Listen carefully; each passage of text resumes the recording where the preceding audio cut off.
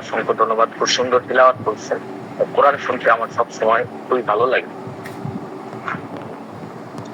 তো যাই হোক, আজকে আমরা আলোচনা করব ক্লিয়েন্টের অবজারভেশন। যারা নতুন আগত তাদের জন্য আমি কিছু কথা বলে রাখি, যাতে করে তারা কানেক্ট হইতে পারে। একজন ডাক্তার ফার্স্ট প্রেসক্রিপশন খুবই ভালোভাবে করতে পারে, খুবই চমৎকার। বেশিরভাগ নতুন ডাক্তারদেরও ফার্স্ট প্রেসক্রিপশন, অর্থাৎ প্রথম টেস্ট টেকিং করে প্রথম যে মেডিসিনটা নির্বাচন করে ওষুধ দেওয়া হয়, সেটা খুবই সহজভাবে একজন ডাক্তার দিতে পারে। নতুন ডাক্তারও এখানে বিশেষ কোনো কিছু ভুল করে না, কিন্তু একটা অভিজ্ঞ ডাক্তার আর একটা নতুন ডাক্তারের মধ্যে পার্থক্য মূলত সৃষ্টি হয় যে নতুন ডাক্তার প্রথম ঔষধটা প্রয়োগ করার পরে তার কাছে কোনো রুট ম্যাপ থাকে না, তার কাছে কোনো ডিরেকশন থাকে না, তার কাছে কোনো পথ থাকে না যে নেক্সট পথটাকে কিভাবে পাড়ি দিতে হয়। অর্থাৎ আপনি আমরা একটা জঙ্গলের মধ্যে গিয়েছি, জঙ্গলের মধ্যে গিয়ে এমন একটা জঙ্গল, ধরেন আফ্রিকার জঙ্গল।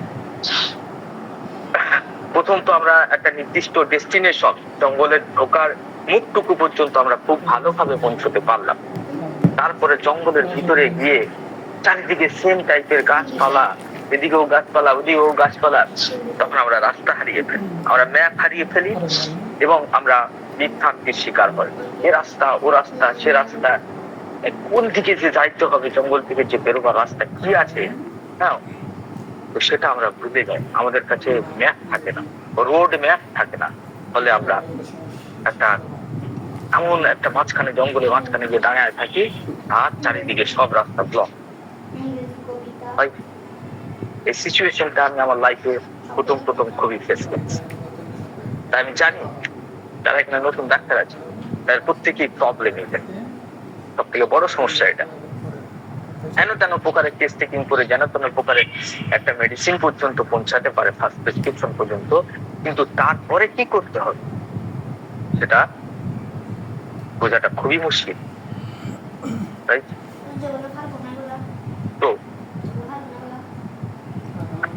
এই যে একটা বিভ্রান্তিকর পরিস্থিতি, মূলত আমরা যে সমস্ত ডাক্তারদের কাছ থেকে শিখে আসি, কয়েকজন গুরু শ্রেণীর ব্যক্তি আছে তাদের কাছ থেকে শিখি, আশেপাশে ডাক্তারদের থেকে শিখি, কলেজে আমাদের যতটুকু শেখায় শিখি।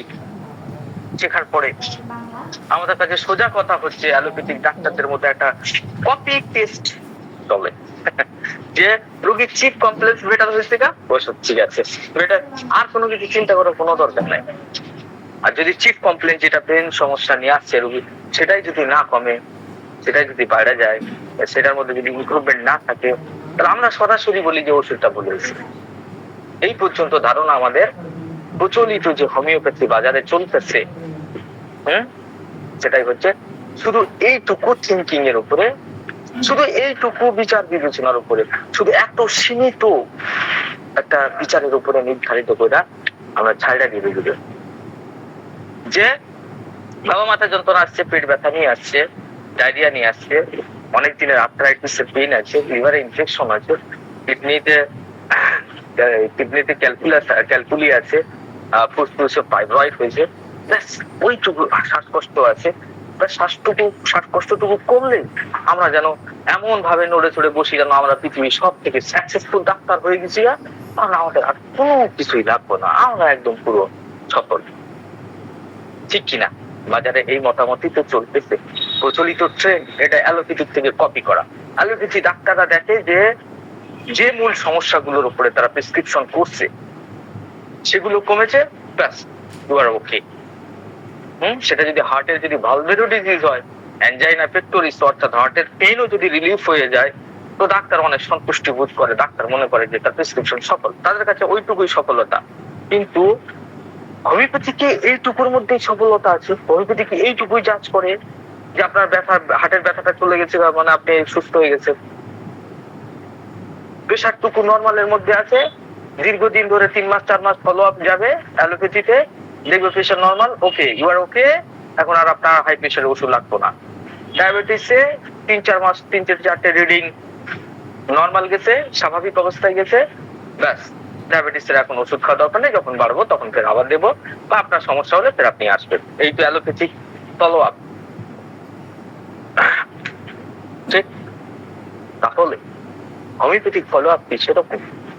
নো ডিয়ার ফ্রেন্ডস, হোমিওপ্যাথি যতটা কেস টেকিং করা, যত বিস্তৃত, সেখানটা একটা মেডিসিন সিলেক্ট করা, অ্যালোপ্যাথিতে সিলেক্টেড ওষুধ, এই ব্যাকটেরিয়ার আক্রমণ হইতেছে, এই ভাইরাসের আক্রমণ হইতেছে, এই ওষুধ দেওয়া লাগবে, এই প্রেশার বাড়ছে তাহলে এই ওষুধটা দেওয়া লাগবে।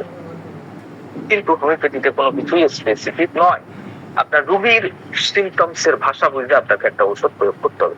রোগীর সিমটমস এর চিত্র যেরকম থাকবে ওষুধের সেম থাকবে, সেখানে কোনো কিছু স্পেসিফিক না। কেন? কারণ হচ্ছে হিউম্যান, এই পৃথিবীর এই গোলকের মধ্যে যারা যারা মানুষ, তারা যত জটিল, তাদের রোগও তত জটিল। হিউম্যান বিইং এর প্রবলেম কখনোই সমাধানযোগ্য নয়। হিউম্যান বিইং হচ্ছে বিরাট একটা জিনিস। এই পৃথিবীর সব থেকে জটিল সংরচনা হচ্ছে মানুষ, এবং তার ক্ষেত্রে এত স্পেসিফিক ভাবা যায় না। বিচিত্র মানুষের চয়েস, বিচিত্র পছন্দ, বিচিত্র টাইপের বডি, বিচিত্র টাইপের ডিজিজ কন্ডিশন, তাহলে সেম ওষুধে সবাই ঠিক হবে কেন? তাই এত ভ্যারাইটি মেটেরিয়া মেডিকা হোমিওপ্যাথির হাতে আছে। তা হোমিওপ্যাথি যদি ভ্যারাইটি মেটেরিয়া মেডিকা থাকে, হোমিওপ্যাথিতে যদি ভ্যারাইটি কেস টেকিং থাকে, তাহলে হোমিওপ্যাথিতে ভ্যারাইটি ফলো আপ থাকবো না? অবশ্যই ভ্যারাইটি ফলো আপ থাকবো, এবং প্রত্যেকটা ফলো আপকে মার্ক করা এবং সেই অনুযায়ী সিদ্ধান্ত নেওয়া, সেটা যাতে পারফেক্টলি ফলো আপ হয়, যে রোগীর সত্যিকারের উন্নতি হয়েছে, রোগীর কষ্ট যদিও বাড়ছে তারপরেও কি কোনো উন্নতির লক্ষণ আছে, কোনগুলো উন্নতির লক্ষণ, কেমনে বুঝবো এটা উন্নতি হয়েছে। সাধারণ চিপ কমপ্লেক্স ভালো হয়েছে কিন্তু তারপরেও অন্য কোনো কষ্ট বাড়ছে, তাহলে এটা কেমন ধরনের, এটা কি সঠিক প্রেসক্রিপশন হয়েছে নাকি না পোটেনসিয়াল ভুল হয়েছে, তাহলে নেক্সট স্টেপটা আমার কি করতে হবে। এরকম 1000টা প্রশ্ন তৈরি হয় ফলো আপের সময়, রোগীর ফলো আপ নেওয়ার সময় ডাক্তারের মাইন্ডে প্রশ্ন ক্রিয়েট হয়, এবং সমস্ত প্রশ্নকে ডক্টর হ্যানিম্যান সমাধান করে গেছে অর্গাননের মাধ্যমে, এবং সেই প্রশ্নগুলোকে আরো সরলভাবে উপস্থাপনা করেছে ডক্টর কেন্ট তার 12 অবজারভেশনের দ্বারা। ডক্টর হেরিং সেটার প্রাইমারি স্ট্রাকচারটা দাঁড় করাইছে যে এইভাবে যদি রোগীর প্রোগ্রেস হয় তাহলে রোগীর ঠিক আছে, আর যদি না হয় তাহলে রোগীতে সারে নাই, রোগীর মধ্যে পরবর্তী কমপ্লেক্স বা পরবর্তী জটিলতা সৃষ্টি হবে, রেডি থাকবে। হেরিং তার একটা মোটামুটি স্ট্রাকচার দাঁড় করিয়ে দিয়ে গেছে, এবং সর্ব আধুনিক ডাক্তার হিসেবে ডক্টর ভিতুলকাস তার 22 অবজারভেশন দিয়ে বলে দিয়েছেন যে কেমন ভাবে রোগীর মধ্যে প্রোগ্রেস হবে, কোনটা সঠিক উন্নতি হয়েছে, কোনটা ভুল উন্নতি হচ্ছে, কোনটার মধ্যে কিওর হচ্ছে, কোনটা কিওর হবে না, কোন রোগীর কিওর হবে, কোন রোগীর কিওর হবে না, কোন জায়গায় সঠিক ওষুধ হলে তার রিয়াকশন কি হবে, ভুল ওষুধ হলে তার রিয়াকশন কি হবে, সেই অনুযায়ী আপনাকে কোন রাস্তায় হাঁটতে হবে। এই সমস্ত ডাক্তাররা হাজারো ডক্টর ভিতুলকাস 60 থেকে নিয়ে এখনো পর্যন্ত প্রায় 40 থেকে 60 বছরে তার মনে হয় রোগী দেখার ইতিহাস আছে। তার লাইফ 60 ইয়ার্স ধরে তিনি রোগী দেখছেন, 60 বছর ধরে, লাখো পেশেন্টের সংস্পর্শে গেছেন, লাখো ধরনের ফলো আপ দেখেছেন, দেখার পরে সেগুলোকে নোট করেছেন, করে আমাদের সামনে উপস্থাপনা করেছেন। ঠিক সেরকম ডক্টর কেন হাজারো পেশেন্ট দেখেছেন লাইফে, এবং কোনটার মধ্যে কেমন ভাবে পরিবর্তন ঘটলে সেটা কি মিনিংস হবে, সেটা উন্নতি হবে না অবনতি হবে, সেগুলোকে 12টা সূত্রের মধ্যে আবদ্ধ করেছে। এই 12টা সূত্র যদি ঠিকঠাক না জানা যায়, ভিতুলকাসের অবজারভেশনও বোঝা সম্ভব না। এজন্য আমরা ফলো আপ সিরিজের মধ্যে এখন আমরা কেন্টের 12 অবজারভেশন স্টাডি করতেছি, এবং খুবই ডিপলি স্টাডি করতেছি। তো এই পর্যন্ত আমরা 6টা সূত্র পড়ছি। 6টা সূত্র মধ্যে একবার মনে করে দিই, এখানে অনেক নতুন আছে, তো নতুন কে কে আছে হাত তোলেন, এই সিরিজে কখনোই জয়েন করেন নাই এরকম টাইপের, তাহলে সংখ্যাটা দেখে নিলে আমি বুঝতে সুবিধা হবে। আচ্ছা আচ্ছা আচ্ছা, ওকে, নো প্রবলেম। আমার ভিডিও গুলো আছে, ভালো করে দেখে নেবেন। তারপরে হালকা করে বলি। আচ্ছা ঠিক আছে, হাত নাম, বুঝছি। ফার্স্ট সূত্র ছিল prolonged aggravation and final decline, অর্থাৎ প্রথমে প্রচন্ড অ্যাগ্রাভেশন হওয়ার পরে রোগীর অবস্থা আস্তে আস্তে খারাপের দিকে চলে গেছে, রাইট। দ্বিতীয় অবজারভেশন ছিল প্রলংড অ্যাগ্রাভেশন দেন ভেরি স্লো ইমপ্রুভমেন্ট। প্রথমে বাড়ছে, প্রচন্ড বাড়ছে, হ্যাঁ, অনেক দিন ধরে বাড়ছে, তারপরে আস্তে আস্তে ইমপ্রুভমেন্ট হয়েছে, ধীর গতিতে রোগীর উন্নতি হয়েছে। ওকে, থার্ড অবজারভেশন ছিল কুইক, শর্ট, স্ট্রং। তিনটে বৈশিষ্ট্য, quick, short and strong aggravation then rapid cure, অর্থাৎ দ্রুত, সংক্ষিপ্ত, জোরালো রোগের বৃদ্ধি, তারপর শুরু হয় অতি দ্রুত গতিতে। যত দ্রুত গতিতে অ্যাগ্রাভেশন হয়েছিল তত দ্রুত গতিতে ইমপ্রুভমেন্ট হয়েছে, রাইট। থার্ড অবজারভেশন ছিল যে সেখানটায়, সরি, ফোর্থ অবজারভেশন ছিল no aggravation but steady cure. কোন ধরনের অ্যাগ্রাভেশনের ঝামেলা ছাড়াই রোগী উন্নতি হয়েছে। ফিফথ অবজারভেশন ছিল অ্যামলারেশন কাম ফার্স্টে। এগুলোতে এই পর্যন্ত ফোর্থ পর্যন্ত আমরা দেখছি যে মোটামুটি একটা অ্যাগ্রাভেশন, তারপরে অ্যামলারেশন আসছে। এই জন্য আমরা যে সমস্ত ডাক্তাররা, হোমিওপ্যাথি ডাক্তার আছে, তারা সবাই পছন্দ করে, সবাই চায় এটা মনে মনে যে ওষুধটা রাইট হলে যে ফার্স্টে অ্যাগ্রাভেশন আসবে, তারপরে অ্যামলারেশন হোক। এই যে যারা পেন্ট অবজারভেশন করছে, তারা এটা সরাসরি বোঝার জন্য, যে শর্টলি ভাবে বোঝার জন্য, যে ফার্স্টে যদি অ্যাগ্রাভেশন হয় তাহলে ডিফেন্স মেকানিজম, তারপরে অ্যামলারেশন আসবে। এই জন্য প্রত্যেকে একটু অ্যাগ্রাভেশন চায়, কিন্তু অ্যাগ্রাভেশন উচিত নয় বর্তমান সময়। কেননা রোগীর মধ্যে অনেক ধরনের প্রশ্ন বা বিশ্বাসহীনতা বা হচ্ছে কি হ্যাজার্ড কন্ডিশন ক্রিয়েট করে, রোগীরা বিশ্বাস রাখতে পারে না প্রচন্ড অ্যাগ্রাভেশন করে। আর বর্তমান সময় তো দ্রুত গতির জামানা, এখানটায় আস্তে অ্যাগ্রাভেশন হলে রোগী অনেক সময় ভয় পেয়ে যায়। ইভেন আমার কাছে একটা পেশেন্ট আছে, আমি তার শুধু এইটুকু বলছি, অ্যালার্জিক রাইনাইটিস, অ্যালার্জিক ব্রঙ্কাইটিসের কেস ছিল, আমি শুধু তাকে এইটুকুই বলছি যে আপনার শরীরে যেটুকু অবস্থা মাশাআল্লাহ খুবই ভালো অবস্থা আছে, আপনার রোগ অতটা খারাপ লেভেলের দিকে যায় নাই, তো আমি একটু কড়া পাওয়ারের ওষুধ, মানে উচ্চ শক্তি, তো ওর শক্তি তো বুঝছে না রোগীরা, একটু কড়া পাওয়ারের ওষুধ দিব, হয়তো বা আপনার 3-4 দিন একটু বেশি হতে পারে। এই যে 3-4 দিন বেশি হতে পারে, এই কথাটা শোনার পরে সে আর আসে আর ভয়ে ওষুধও খায়।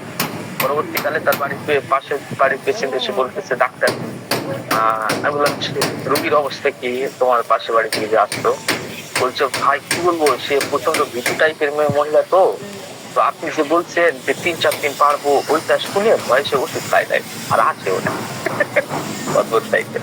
তো আপনি দেখেন যে অ্যাগ্রাভেশনে ভয় শুনলে বর্তমানে রোগীরা একটু ভয় পায়, তাদের যদি অ্যাগ্রাভেশন ঘটে তাহলে কি অবস্থাটা হবে। ওই জন্য কিছু কায়দা আছে, টেকনিক আছে এই অ্যাগ্রাভেশনকে কন্ট্রোল করার, সেগুলো আমি নেক্সট টাইমে যখন আমার ফলো আপ সিরিজ কমপ্লিট হয়ে যাবে তখন আরো ডিটেলসে আলোচনা করবো যে হোমিওপ্যাথিক যে অ্যাগ্রাভেশন হইতেছে সেটাকে কতটুকু মিনিমাম করা যায় এবং রেজাল্টের র্যাপিড কিভাবে করা যায়। র্যাপিড করার কিছু টেকনিকও আছে, যেগুলো ডক্টর হ্যানিম্যান 6 অ্যাফোরিজমের লাস্টের দিকে আলোচনা করছে। তো নো অ্যাগ্রাভেশন, তাহলে ফার্স্টের দিকে দেখা যাচ্ছে অ্যাগ্রাভেশন, কিন্তু যেখান থেকে ঝামেলা শুরু হচ্ছে যে ফার্স্টে অ্যামলারেশন, তারপরে আসতেছে কি ডেন অ্যাগ্রাভেশন, যে অপোজিট রেজাল্ট, যেখানে রোগ লক্ষণের প্রথম উপশম আর তারপরে হচ্ছে রোগের বৃদ্ধি শুরু হলো, মানে পুরো ঘটনাটা উল্টো হয়ে গেল। এই জন্য এটাকে আমি বলেছিলাম যে এটা অ্যাকচুয়ালি অ্যালোপ্যাথিক অ্যামলারেশনের মতোই আর, যেখানটা অ্যালোপ্যাথিক হয় তারপরে অ্যাগ্রাভেশন হয়, অর্থাৎ অ্যান্টিপ্যাথিক রিলেশন হয়ে গেছে মেডিসিনের সম্ভবত। তারপর আমরা পড়েছি 6, যেখানটায় রিলিফ হচ্ছে কি খুব শর্ট টাইম থাকতেছে, too short relief of symptoms, অর্থাৎ ঔষধ প্রয়োগের পরে খুব কম সময়ের জন্য রোগ লক্ষণ কন্ট্রোলের মধ্যে থাকতেছে, উপশম থাকতেছে, তারপরে যেই গাছের অবস্থা হয়ে যায়, অর্থাৎ যেখানে ঘন ঘন রিল্যাক্স হয়ে 6 নাম্বার অবজারভেশনে এটা ছিল। তো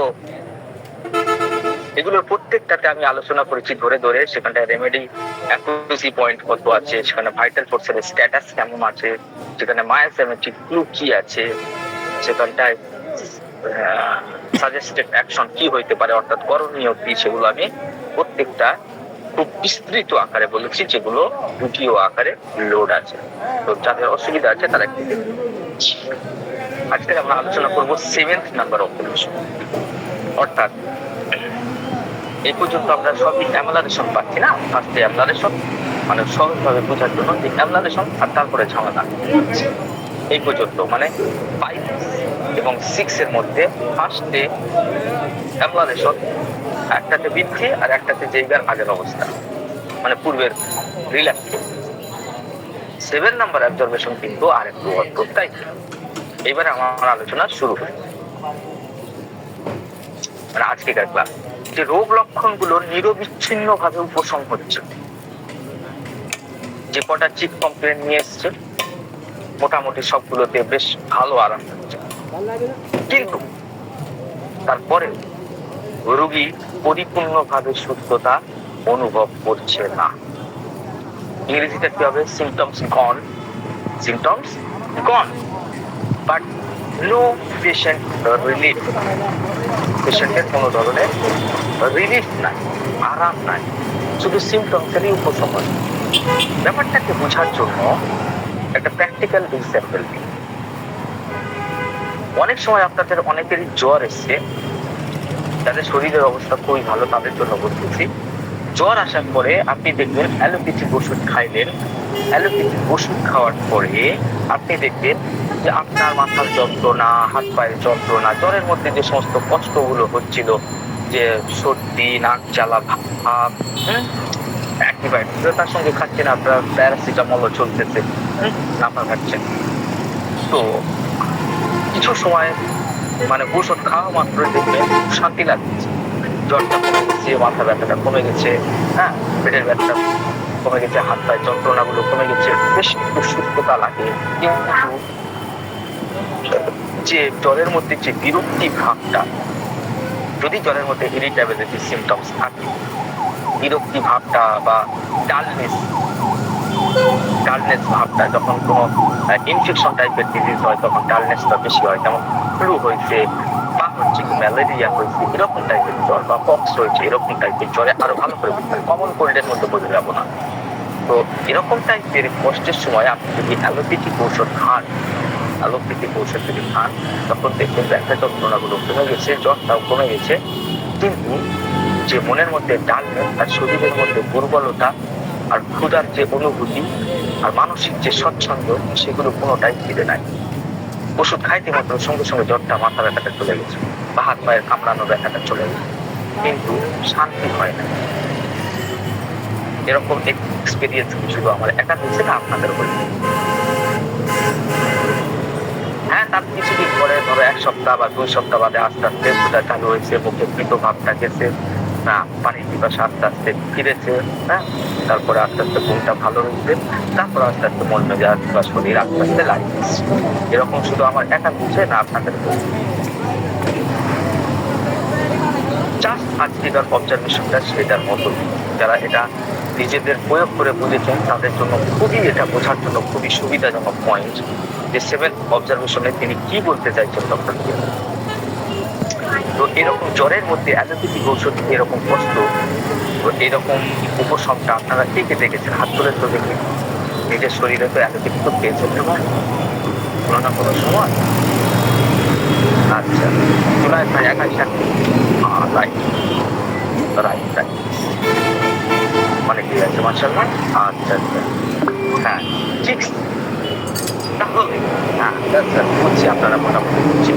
তাহলে আমরা দেখতে পাচ্ছি যে একটা ঔষধ, সেটা অ্যালোপ্যাথিক বা হোমিওপ্যাথিক হোক, যে কোনো ঔষধ হোক না কেন, ওষুধটা খাওয়ার পরে অ্যামলারেশন তো হইতেছে, আরাম তো পাইছে, যন্ত্রণা কমে গেছে, জ্বর চলে গেছে, মাথার যন্ত্রণা চলে গেছে, এখন শরীরে অতটা যন্ত্রণা নাই,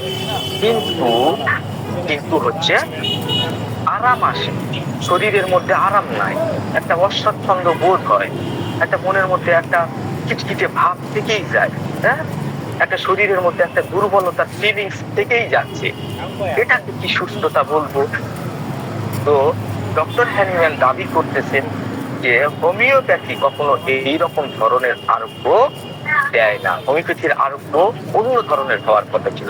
হোমিওপ্যাথি ঔষধ প্রয়োগ করার পরে লক্ষণগুলো বিলুপ্ত হওয়ার সাথে সাথে, লক্ষণগুলো এই যে মাথা যন্ত্রণা, পায়ে ব্যথা, হেন তেন, এইগুলো চলে যাওয়ার সাথে সাথে কয়েকটা কাজ তার হইতে হবে। এক নম্বর হচ্ছে রোগীর মন ভালো হয়ে যাবে, রোগীর শরীরে আরো বেশি এনার্জেটিক হবো, চলাফেরায় আরো বেশি স্বাচ্ছন্দ্য বোধ করবো, দৈনন্দিন দিনের কাজগুলোকে আরো ইজি ভাবে করতে পারবো, শরীর শক্তিশালী হবো, মন ও শরীর আরো বেশি সতেজতার অনুভব হবে। এগুলো যদি অত্যন্ত না মার করা যায়, তো অত্যন্ত এইগুলো তো মার করা যাবে যে ক্ষুধাটা আগের থেকে ভালো হবে, হজমটা ভালো হবে, মলমূত্র ত্যাগও স্বাভাবিক হবে। এই সমস্ত লক্ষণ যখন প্রডিউস হবে, শরীরের মধ্যে যখন ঔষধ দেওয়ার পরে এই ধরনের আরাম যখন চালু হবে, যে রোগীর ক্ষুধা, ঘুম, মন মেজাজ, পেশাব, পায়খানা, বিশেষ করে ঘুম আর বিশেষ করে ক্ষুধা, এইগুলো যখন লাইনে আসবে তখন শরীর অটোমেটিক লাইনে আসবে। আর হোমিওপ্যাথিক ঔষধ দিয়ে এটাই সবার আগে অ্যাচিভ হইতে হবে। এটাই হচ্ছে হোমিওপ্যাথিক ওষুধের কাজ। কিন্তু যদি এরকম ঘটে যায় বাই চান্স যে রোগীর সামগ্রিক অবস্থার উন্নতি হবে এবং তার সার্বিক অবস্থার উন্নতি লক্ষ্য করা যাবে হোমিওপ্যাথিক ওষুধে, আর এটা যদি না হয়, ব্যতিক্রম যদি হয়, তাহলে আপনাকে সোজাসুজি একটা পয়েন্টের মধ্যে আসতে হবে যে রোগী সুস্থ হয় নাই, স্বাস্থ্য উদ্ধার হয় নাই, রোগ সারে না। ও যত অ্যাম্বুলেন্স, হাত পায়ে যন্ত্রণা কমে পানি হয়ে গেছে, মাথা যন্ত্রণা পানি হয়ে গেছে, পেট ব্যথা পানি হয়ে গেছে, তো পানি হয়েছে কি হয়েছে? কিছুই হয় নাই। এখানটায় কোনো ধরনের অ্যাম্বুলেশন হয় নাই। মাই ডিয়ার ফ্রেন্ডস, এই পয়েন্টটাকে খুব ভালোভাবে বোঝার দরকার, তাহলে আজকের অনেক কিছু বিভ্রান্তি থেকে আপনি বেঁচে যাবেন। ক্লিনিক্যালি ভাবে আজকে সকালে একটা কেস বলতেছিলাম, যে একটা খুবই খারাপ অবস্থার একটা ডিসরাপ্টেড কেস, একটা এক্সিমা কেস। বাচ্চা হচ্ছে একদম জন্মের পর থেকেই প্রায় সবসময় স্কিন ডিজিজ, কোল্ড, ডায়রিয়া, এই সমস্ত ফ্রিকোয়েন্টলি অ্যাটাক হচ্ছিল। এবং সেখানটায় একটা ওষুধ দেওয়ার পরে ফিজিক্যালি দুর্দান্ত ইমপ্রুভমেন্ট হয়েছে, মানে চিফ কমপ্লেক্স এক্সিমা কমে একদম ঠিকঠাক হয়ে গেছে, একদম মনে হচ্ছে যেন একদম ঠিক হয়ে গেছে, কিন্তু অ্যাকচুয়ালি কিছুই হয় না। তারপরে ফের আর একটা ওষুধ যাওয়ার পরে দেখা গেল যে তার যখন একটা কনস্টিটিউশন টাইপের একটা মেডিসিন গেছে, খুব গভীর ডিপ অ্যাক্টিং যখন একটা মেডিসিন গেছে, তখন এক্সিমাটা তো কমছে, ইচিং কমছে, কিন্তু সবার আগে উন্নতি হয়েছে দুইটা ফিল্ডে। একটা হচ্ছে মাইন্ডের ফিল্ডে, তার ইমোশনালি কয়েকটা পরিবর্তন ঘটেছে, আর একটা হচ্ছে ফিজিক্যালি ভাবে তার অ্যাপেটাইট, তার ঘুম আগের থেকে বেটার হয়েছে। তাহলে আমরা এই সিদ্ধান্ত থেকে, এই 7 নম্বর অবজারভেশন থেকেও আমরা একটা সিদ্ধান্তের মধ্যে আসতে পারি যে যখন এনি টাইপ অফ ডিজিজ হোক, সেটা অ্যাকিউট হোক আর সেটা ক্রনিক হোক, যদি দেখা যায় যে তার মাইন্ড এবং ফিজিক্যাল জেনারেল বলতে আমরা কেন্টের জেনারেলের কথা বলতেছি, যে কেন্ট যেগুলোকে ফিজিক্যাল জেনারেল, অর্থাৎ ঘুম, খিদে, পেশাব, পিপাসা, পায়খানা, স্টুল, মেন্স, এই সমস্ত ব্যাপারে যদি ইমপ্রুভমেন্ট ঘটে, রাইট, তাহলে ব্যাপারটা কিওরের দিকে ধাবিত হচ্ছে।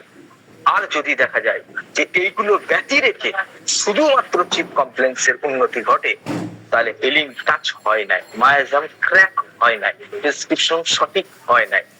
আর যদি আপনি দাবি করেন যে প্রেসক্রিপশন আমি খুব ভালো করে টেস্ট টেকিং করে একই ওষুধে বারবার পৌঁছাচ্ছি, ওইটা ছাড়া আরো 5 জন বিজ্ঞ ডাক্তার সেই টেস্ট টেকিং কে নিয়ে দেখছেন সেই একই ওষুধ আসতেছে, তারপরে রোগীর মধ্যে সার্বিক উন্নতি হচ্ছে না, সামগ্রিক উন্নতি হচ্ছে না, তাহলে তার মেশিন পার্টের মধ্যে, তার শরীরের মধ্যে কোনো এমন ধরনের সমস্যা আছে যেটাকে সারানো সম্ভব নয়।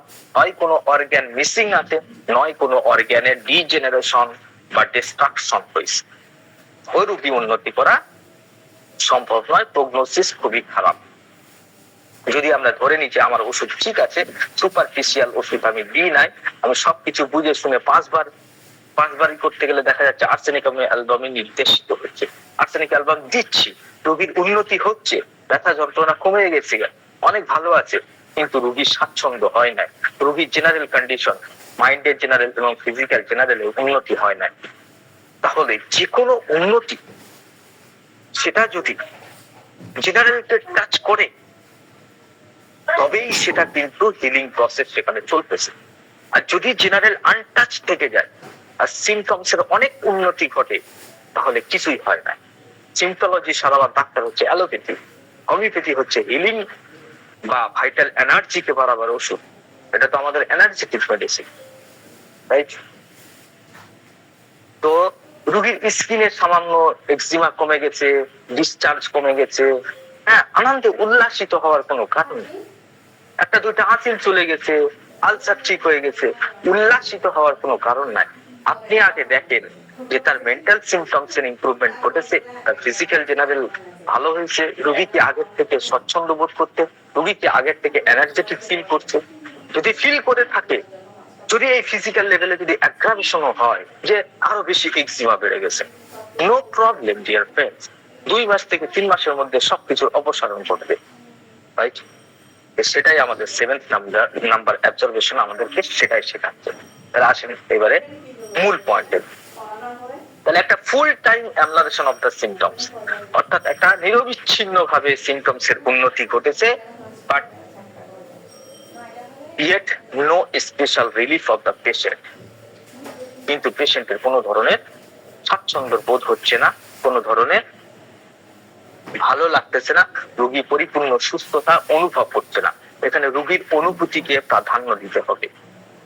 অনেক পেশেন্ট আছে, এখানটায় আপনারা মার্কিং করে রাখবেন, বিশেষ করে টেস্ট টেকিং এর সময় পেশেন্ট অনেক সময় হাইপোকন্ড্রিয়াক হয়, যেমন আপনি আর্সেনিকামের পেশেন্ট দেখবেন, যেমন আপনি নাইট্রিক অ্যাসিডের পেশেন্ট দেখতেছেন।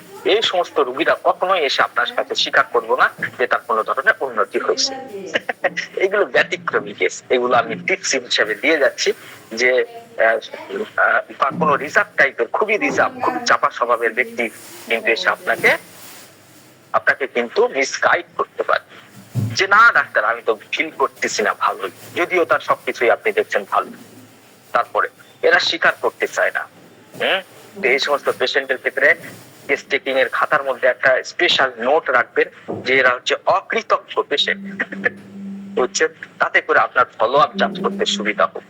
আবার কিছু কিছু পেশেন্ট আছে যারা কিন্তু অতিরিক্ত বাড়াবাড়ি করে, এরা এত, যেমন ফসফরাস টাইপের পেশেন্ট বা টিউবারকুলিনাম টাইপের পেশেন্ট, এরা কিন্তু বা খুবই ভদ্র জেন্টলম্যান স্ট্যাটিসেরিয়া পেশেন্ট, তারা কিন্তু ভদ্রতার খাতিরে আবার আপনি জিজ্ঞাসা করলে যেটুকু ভালো না হয়েছে তার থেকে একটু বাড়িয়ে বলে ডাক্তার আপনি একটা ওষুধ দিয়েছেন, একেবারে সেই আরাম, এত বছর কোনো ডাক্তারের কাছে আরাম পাইনি।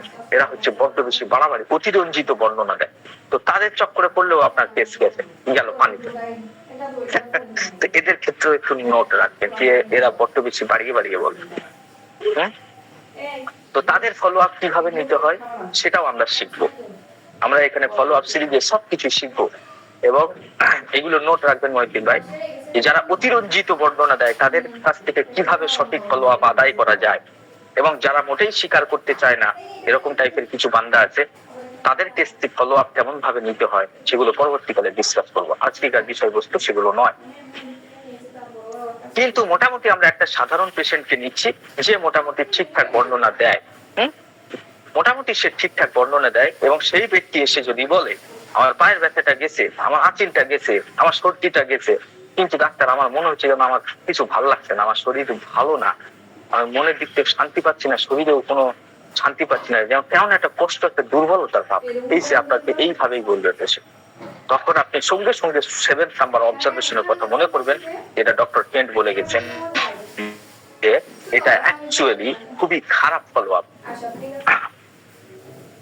তো ডক্টর হ্যানিম্যান অর্গ্যাননের মধ্যে এই ব্যাপারে তিনি সরাসরি কিছু বলেন নাই, কিন্তু কিছু হিন্টস দিয়েছেন 69 নাম্বার অ্যাফোরিজমের মধ্যে, 205 নাম্বার অ্যাফোরিজমের মধ্যে, 209 নাম্বার অ্যাফোরিজমের মধ্যে এবং 261-62 এই সমস্ত অ্যাফোরিজম গুলোকে ভালো করে স্টাডি করলে এই কথাটা বোঝা যায়। তাহলে আমরা যদি খুব সূক্ষ্মভাবে দেখি এটা কি হইতেছে, এই প্রথমে যে দৃষ্টান্ত আপনাকে দিলাম যে অ্যালোপ্যাথিক জ্বরের ওষুধ খেলে যেরকম ব্যাপার হয় ঠিক সেরকম টাইপের, আপনার মাথা ব্যথা গেছে, আপনার প্রচন্ড শরীরের কামড়ানো ব্যথা গেছে, আপনার হাই টেম্পারেচার গেছে, তারপরে কিন্তু আপনার শরীরের মধ্যে স্বাচ্ছন্দ্য বোধ হচ্ছে না, কেমন একটা দুর্বলতা, কেমন একটা কষ্ট, কেমন একটা আনইজি ভাব শরীরের মধ্যে আছে, হ্যাঁ রাইট? এটা তো অ্যালোপ্যাথিক অ্যাকশন। তাহলে এখানে কি হইতেছে, অ্যাকচুয়ালি এখানে একটা সাপ্রেসিভ ট্রিটমেন্ট চলছে, যে ফিজিক্যাল লোকাল জায়গায় যে সমস্ত সিমটমস প্রডিউস হয়েছিল বা চিফ কমপ্লেক্স যেটা রোগী নিয়ে এসেছিল সেগুলো তো অ্যামলারেশন হচ্ছে, কিন্তু ডিপ টাইপের যে জিনিসগুলো ফিজিক্যাল মেন্টাল জেনারেল যেগুলো আছে সেগুলোতে কোনো উন্নতি হয় নাই। তাহলে এক প্রকারের কেন্দ্রটাতে কোনো ওষুধ দিয়ে তার কেন্দ্রে বা রোগীর ভাইটাল ফোর্সের মধ্যে বা ডিপ টাইপের কোনো ব্যাপারগুলোকে কাজ করতে পারেনি, সুপারফিশিয়াল ভাবে ওষুধ কাজ করেছে। এই সুপারফিশিয়াল কাজ করার জন্য এটা অ্যাকচুয়ালি একটা সাপ্রেসিভ ট্রিটমেন্টের মতো হয়ে গেছে, বা ইট ইজ নন কিউরেটিভ প্যালিয়েশন হয়েছে, অর্থাৎ কোনো ধরনের আরোগ্য ছাড়াই প্যালিয়েশন। এই জন্য এক কথাই বলতেছি নন কিউরেটিভ প্যালিয়েশন। সেভেন্থ নাম্বার অবজারভেশন হচ্ছে নন কিউরেটিভ প্যালিয়েশন। অ্যাকচুয়ালি এখানে কোনো কিউর ফলো হইতেছে না, এখানে কোনো হেরিংসের ল ফলো হইতেছে না, এখানটা হ্যানিম্যানের দেওয়া যে আরোগ্য যে সূত্র সেই সূত্র আসছে না। হ্যানিম্যানের আরোগ্যের সূত্র হচ্ছে রুগী হইতে হবে permanent rapid and gentle cure. তো পার্মানেন্ট তো এখানটায় হইব না, আর এখানটায় কোনো ধরনের সত্যিকারের হিলিং প্রসেস চালু হয় নাই, শুধু উপরে উপরে কিছু লক্ষণ কমেছে, শুধু চিফ কমপ্লেন্স কমেছে। এবার আমরা তাহলে উপসর্গগুলো শুধু বাইরে থেকে কমেছে কিন্তু রোগী নিজে ভিতর থেকে ভালো লাগছে না, তাহলে এটা হচ্ছে ভাইটাল লেভেলে কোন ধরনের আপলিফট বা ভাইটাল এনার্জি স্টিমুলেশন হয় না, বা ভাইটাল এনার্জি প্রকাশ হচ্ছে না, ভালো মতো ভাইটাল এনার্জি এস্টাবলিশ হচ্ছে না। এটা হচ্ছে প্যালিয়েটিভ সাপ্রেশন, এটা এক ধরনের সাপ্রেশন, এটাকে বলা যায় প্যালিয়েটিভ সাপ্রেশন অথবা নন কিউরেটিভ প্যালিয়েশন, অর্থাৎ কিউরের কোনো ধারে বারে নাই এটা। এবারে আমরা বিশ্লেষণ করব যে এই ধরনের ফলো আপ কখন আসতে পারে। যদি দেখা যায় রোগীর পেশেন্টের এনার্জি ভালো, ভাইটাল এনার্জি ভালো, তার মধ্যে কোনো দীর্ঘ মেয়াদী জটিল বা ডিজেনারেটিভ টাইপের কোনো চেঞ্জ হয় নাই, রোগীর ভাইটাল অর্গান গুলো লিভার, হার্ট, কিডনি, লাংস এগুলো সবই ঠিকঠাক অবস্থার মধ্যে আছে, এবং বংশের মধ্যে মায়োসেমেটিক ব্যাপার স্যাপার কম, রোগী মোটামুটি সুস্থ, আগাগোড়া সুস্থই ছিল, হ্যাঁ টিবার আসে ধরে, তাহলে আপনার বুঝতে হবে যে আপনি যে ঔষধটা প্রয়োগ করেছেন সেটা নন সিমিলিমাম রেমেডি। যদি পেশেন্টের মধ্যে কোনো অসুবিধা না থাকে, অর্থাৎ কোনো গুরুত্বপূর্ণ পরিবর্তন শরীরের মধ্যে না ঘটে থাকে, বা সিফিলিটিক কোনো পরিবর্তন যদি না ঘটে থাকে শরীরের মধ্যে, তাহলে আপনি এক কথায় ভাবতে পারেন এটা হচ্ছে নন সিমিলিমাম রেমেডি। এটা তো সিমিলিমাম নয়, বা পার্সিয়াল সিমিলিমাম মেডিসিন, বা কাছাকাছি কোনো একটা ওষুধ যার ক্রিয়া অর্থাৎ মেডিসিনটা খুব কাছাকাছি আপনি পৌঁছাতে পেরেছেন কিন্তু সঠিক সিমিলিমামটাকে নির্বাচন করতে পারেননি। ফলে রেমেডি কিছু সুপারফিশিয়াল সিমটমস এর সঙ্গে ম্যাচ থাকার কারণে সুপারফিশিয়াল কিছু সিমটমস কে বা চিফ কমপ্লেন্স কে শুধু কমিয়েছে, এবং কোর প্যাথোলজি এবং যে কোর প্যাথোলজি যেটার কারণে এত শরীরের মধ্যে ডিস্টারবেন্সি হইতেছে, অথবা আমরা বলতে পারি ডিপ মায়োসেমেটিক যে কন্ডিশন সেটা আনটাচড রয়ে গেছে, অছুত রয়ে গেছে, তাকে স্পর্শ করতেই পারে নাই, অর্থাৎ মায়োসেমেটিক লেয়ারটাকে আপনি যে ঔষধ দিয়েছেন সেটা আনটাচ হয়ে গেছে, সেটা আপনার হিসাবে আপনার ধরাছোঁয়ার বাইরে রয়েছে। যে ওষুধটা দিয়েছেন সে ওষুধের দ্বারা সেই মায়োসেমকে ক্র্যাক্স করা সম্ভব হয় নাই, যে কারণের জন্য শুধু উপরে উপরে শরীর কিছু কষ্ট, যন্ত্রণা, ইরিটেশন, ইরিটেবিলিটি এগুলো কিছুটা কমেছে, শরীর ফাংশনাল কিছু ডিস্টারবেন্সি, উপরে কিছু কষ্ট সেগুলো জাস্ট কমেছে, বাট তার মধ্যে আছে কোনো ডিপ মায়োসেমেটিক অর্থাৎ হয় কোনো সাইকোটিক অথবা সিফিলিটিক অথবা টিউবারকুলারের একটা সেট আছে যেটা কিনা আপনার মেডিসিন টাচ করতে পারে নাই, ফলে উপরে একটা আরাম এনেছে, ভিতর থেকে রোগী অশান্ত, আগেকার মতোই অবস্থা, নো চেঞ্জ, ভিতরের অবস্থা আগের মতোই রয়ে গেছে। এমন একটা এক্সাম্পল দেয়া, যেমন একজন রোগী এক্সিমা উপসর্গ কমে গেছে, এক্সিমা খুব ভালো মতো ভালো হয়েছে, কিন্তু সে বলে তার মন মেজাজ আরো খারাপ হচ্ছে, হ্যাঁ, ঘুম কমে গেছে, চিড়চিড়ে ভাব, ডাক্তার কেউ কিছু বললেই সহ্য হচ্ছে না, কিন্তু একজিমা কমেছে, কিন্তু কেউ কিছু বললে সহ্য হচ্ছে না, আজ রাতে খারাপ ঘুম হচ্ছে, ঘুম হয় না, রাতের মধ্যে 5-6 বার করে ঘুম অটোমেটিক ভেঙে যাচ্ছে, মন মেজাজ সারাদিন অফিসে মনও বসে না, কাজের মধ্যে কোনো ধ্যান নাই, গতি নাই, হ্যাঁ হ্যাঁ, দুর্বল লাগতেছে। এই কিছুদিন আগে আমার একটা পেশেন্ট এইরকম একটা ফলো আপ দিয়েছে, আমি কিন্তু তা নিয়ে একটু চিন্তার মধ্যে আছি যে আমার ওষুধটা সুপারফিশিয়াল হয়েছে, স্বীকার করতে হবে। কেন? তার শোল্ডারে, দুইটা শোল্ডার ব্লেডের মধ্যে পেন, একবার এটা আসছে একবার ওইটা আসছে, নানান ধরনের ওষুধ যাচ্ছে ভাই, কিন্তু রোগীর যন্ত্রণাও কমে গেছে, দুই শোল্ডারের পেন কমে গেছে, সবকিছু কমে গেছে, হ্যাঁ, মাঝে মাঝে একটু বাড়ে, একটা ডোজ রিপিট করলে আবার ভালো হয়ে যায়।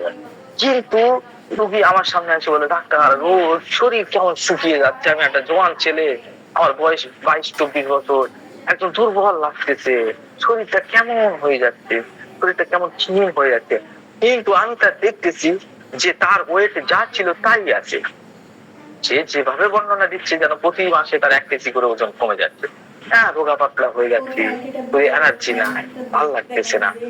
তখন আমি বুঝলাম যে রোগীতে একটু হাইপোকন্ড্রিয়া ছিল, রোগ বাতিক সব সময় থাকে, হ্যাঁ, এবং খুবই কম স্বীকার করে যে তার ব্যথা যন্ত্রণা কমেছে, কিন্তু তারপরেও এই যে রোগী বলতেছে আমার শরীরটা কেমন শুকিয়ে যাচ্ছে, কিন্তু আমি তার শরীরটা দেখছি ঠিক আছে, অর্থাৎ মেন্টালি ভাবে সে আনস্যাটিসফাইড, তার ভিতর থেকে আরোগ্যের প্রসেস চালু হয় নাই। আপনার আমার ওষুধ যদি ঠিক হতো তাহলে সবার আগে এই যে অনুভূতিটা যে আমার শরীরটা শুকিয়ে যাচ্ছে, এই অনুভূতিটাই আগে যাবো না। যদিও সে শুকায়নি, বাইরে থেকে আমি দেখতেছি আগের মতোই আছে, ওয়েটটা ঠিকই আছে, 1 গ্রাম বাড়ে না, 1 গ্রাম কমে না, কিন্তু রোগীর যে এই অনুভূতিটা এটাই দাবি করতেছে যে আমার পেশেন্ট, আমার মেডিসিন, যে মেডিসিনটা আমি প্রেসক্রাইব করেছি সেটা তার ডিপ লেয়ারকে টাচ করে নাই, ডিপ কোর প্যাথোলজিকে টাচ করে নাই, ডিপ তার মায়োসিমেটিক অবস্থাটাকে টাচ করে নাই, সুপারফিশিয়ালি ভাবে তাকে পেইন কমাইছে। তাহলে আমি একটা এমন একটা মেডিসিন চয়েস করতে হবে যেটার মধ্যে এই ধরনের অনুভূতি আছে যে আমি ভালো নাই, আমি কেমন শুকিয়ে যাচ্ছি, delusion getting thin, sulphur phosphate, আসলে একটাই মেডিসিন আছে গেটিং থিন, এখন তাই সালফার টাইপের একটা মেডিসিন, এই যে সরি একটা ইরিটেবিলিটি শর্করা, অথবা কোনো টিউবারকুলার টাইপের মেডিসিন লাগবে, যেমন হচ্ছে টিউবারকুলিনা, সবসময় আনস্যাটিসফাইড কন্ডিশন, পুরো জীবনটা তার আনস্যাটিসফাইড, একবার এখানে একবার ওখানে, একবার এই জব একবার ওই জব, খালি চেঞ্জিং এন্ড চেঞ্জিং, ক্যালকুলিয়া পত্র হতে পারে।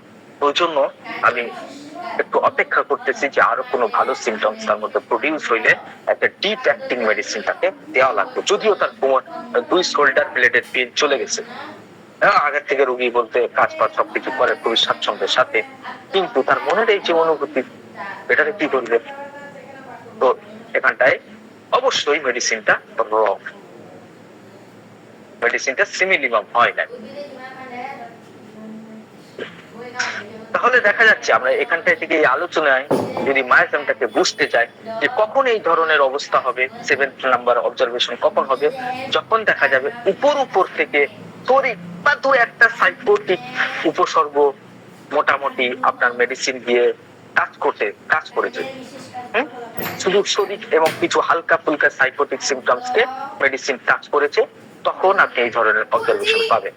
কিন্তু ভিতরের যে সিফিলিটিক বা লেটেন্ট যে একটা শক্তিশালী মায়াজম আছে সেটা কিন্তু আনটাচ থেকে গেছে, সেটা জাগ্রত অবস্থায় রয়ে গেছে, এই জন্য রোগী প্রপার ভাবে কিওর হয়। তাহলে মায়াজমের দিক থেকে ডিপ মায়াজমেটিক যে একটা ডিসব্যালেন্স আছে সেই ডিসব্যালেন্সটাকে টাচ করতে পারে, এক ধরনের মায়াজমেটিক ডিসব্যালেন্স ক্রিয়েট করতে, রাইট? রোগী যদিও উপসর্গহীন কিন্তু ভাইটাল লেভেলে সে খারাপ অনুভব করছে। আমরা যদি প্যাথোলজিক্যাল বিশ্লেষণ করি তাহলে আমরা দেখব যে এখানটায় মেডিসিন যাওয়ার পরে শুধুমাত্র সে রোগ লক্ষণগুলো কমানোর চেষ্টা করেছে। ওই যে যারা সুপারফিশিয়াল ভাবে রেপার্টারি কইরা মেডিসিন দেয় তারাও বেশিরভাগ সময় এই ধরনের অবজারভেশন দেখতে পারে যে রেপার্টারি করার ফলে মোটামুটি সে কাছাকাছি গেছে ওষুধের, সিমটমস গুলো ভালো করে ম্যাচ করেছে, টোটালিটি ভালো করে ম্যাচ করেছে, এন্ড টোটালিটির মধ্যে ডান দিকে যন্ত্রণা ছিল শোল্ডার ব্লেডে, সেখানে বার্নিং পেন ছিল, আর সেখানটায় ধরেন সকাল থেকে সন্ধ্যা পর্যন্ত খুব বেশি বৃদ্ধি ছিল, স্যাঙ্গুইনেরিয়া ক্যানাডেন্সিস রাইট সাইডেড মেডিসিন, এবং সেটা হচ্ছে কি সূর্য উদয় থেকে সূর্য অস্ত পর্যন্ত বেশি অ্যাগ্রাভেশন করে, এবং তার সঙ্গে কিছু মাথা ব্যথার সিমটমস থাকে, গ্যাসের সঙ্গে কিছু গ্যাস্ট্রো ইন্টেস্টিনালের সঙ্গে মাথার একটা কানেকশন থাকে, ভমিটিং অ্যানলারেশন হয়। এই ধরনের সুপার, যদি এগুলো খুবই ডিফেক্টিং মানে ক্লিনোর সিমটম স্যাঙ্গুইনেরিয়া, কিন্তু পেশেন্টের লাগবে ধরো সেখানটায় লাইকোপোডিয়াম লাগবে, এতটা ডিপ একটা মেডিসিন লাগবে, হ্যাঁ, তো সেখানটায় আমি স্যাঙ্গুইনেরিয়া ক্যানাডেন্সিস প্রেসক্রিপশন করে বসলাম। এখন স্যাঙ্গুইনেরিয়া ক্যানাডেন্সিস গিয়ে তার মাথার যন্ত্রণা, তার শোল্ডার ব্লেডে বার্নিং পেন এবং তার হচ্ছে কি গ্যাসের কিছু সিমটমস উপরে উপরে কম করলো, কিন্তু রোগীকে প্রশান্তি দিবে না। ফলে রোগ লক্ষণগুলো শুধু এখানটায় রেপার্টরি করছি আমি সুন্দরভাবে, স্যাঙ্গুইনেরিয়া ক্যানাডেন্সিস সামনে আসছে ওইটাই ধরে প্রেসক্রিপশন করে দিচ্ছি, আর কিছু বুঝি নাই, আগাও বুঝি নাই, মাথাও বুঝি নাই যে পেশেন্টের সমস্যা কবে থেকে, প্রথম কোন সমস্যা শুরু হইলো, তারপরে কি হইলো, রোগীর মেন্টাল জেনারেলের মধ্যে কোন ধরনের সিমটমস গুলো বিরাজ করছে, রোগীর মানসিক মেকআপটা কেমন, রোগীর আত্মবিশ্বাসের সিদ্ধান্ত নেওয়ার ক্ষমতা কেমন, রোগী সাধারণভাবে সামাজিক স্তরে কেমন ভাবে মেলামেশা করে, সে কি সদা সর্বদাই যে তার ফালতু একটা মিথ্যা একটা স্ট্যাটাস নিয়ে সবসময় চিন্তা করে যে যদি লোকজন আমার দুর্বল ভাবে, যদি আমার স্ট্যাটাস কমে যায়, এই জন্য সদা সর্বদা তার স্ট্যাটাস বাঁচাইতে ব্যস্ত, ফেসবুকে দামি দামি হচ্ছে কি বলে, ফেসবুকে দামি দামি পোস্ট দেয় নিজের ব্যাপারে, আমি অমুক, আমি অমুক, আমি তেন, আমি এই করি, আমি ওই করি, সবসময় একটা স্ট্যাটাস, একটা আত্মসম্মান বাড়াবার একটা চেষ্টা সবসময় লেগেই থাকে। এই সমস্ত অ্যাক্টিভিটিস আমার চোখের আড়াল হয়ে গেছে। তাহলে আমি তো এখন আর লাইকোপোডিয়ামে কোনোভাবে যাইতে পারছি না, কারণ আমি দিচ্ছি স্যাঙ্গুইনেরিয়া ক্যানাডেন্সিস। ফলে এই ধরনের অবস্থা ক্রিয়েট করতে, অর্থাৎ রোগ লক্ষণগুলো কমানো হয়েছে রেপার্টরি মিলের কারণে বা টোটালিটি অফ সিমটমস মিলের কারণে রোগ লক্ষণ কমেছে, কিন্তু মেইন যে কোয়ালিটি সিমটম ছিল সেগুলো আমার চোখের বাইরে রয়ে গেছে, ফলে মেডিসিনও আনটাচ অবস্থায় রয়ে গেছে। তার রোগ প্রবণতার গভীরে কোন ধরনের ডাইনামিক চেঞ্জ আসে না, ডাইনামিক চেঞ্জ আসে না, রাইট? এবং এখানটায় বরঞ্চ এক প্রকারের ভাইটাল ফোর্সকে অবদমন করা হয়েছে, যেটুকু সিমটমস ইউজ করার ক্ষমতা তার ছিল সেটুকু ওষুধ দিয়ে চেপে দিয়ে বসিয়ে দিয়েছে, যে না এসব প্রডিউস করার দরকার নাই, চুপচাপ থাক, তুই এত যন্ত্রণা দিবি কেন, এই বইটা ভাইটাল ফোর্সকে আমি চেপে দিয়েছি। তো silencing the alarm but not putting out the fire, অ্যালার্মটাকে আপনি শান্ত করেছেন বটে, কিন্তু ভিতরের আগুনটাকে নেবার দিয়েছে, হ্যাঁ, অ্যালার্মটা বন্ধ করে দিয়েছে, ঘরের ভিতরে আগুন লেগেছে, এখন আগুন লাগাবার কারণে অ্যালার্ম বাজছে চারিদিকে, এখন আধুনিক ঘর বাড়ি না, আগুন লাগলেই সঙ্গে সঙ্গে অ্যালার্ম বাজা শুরু হয়। তো আপনি কোন প্রকারের অ্যালার্মের তারটাকে কেটে দিয়েছেন, যে অ্যালার্ম বাজা বন্ধ হয়েছে, আর লোকজন ভাবতেছে তাহলে আগুন মনে হয় নিভে গেছে, অ্যালার্ম বাজতেছিল, অ্যালার্ম তো বন্ধ হয়ে গেছে, ভিতরে তখনও দাউ দাউ করে আগুন চলতেছে, ব্যাপারটা এরকম ঘটেছে। যে silencing the alarm but not putting out the fire, right?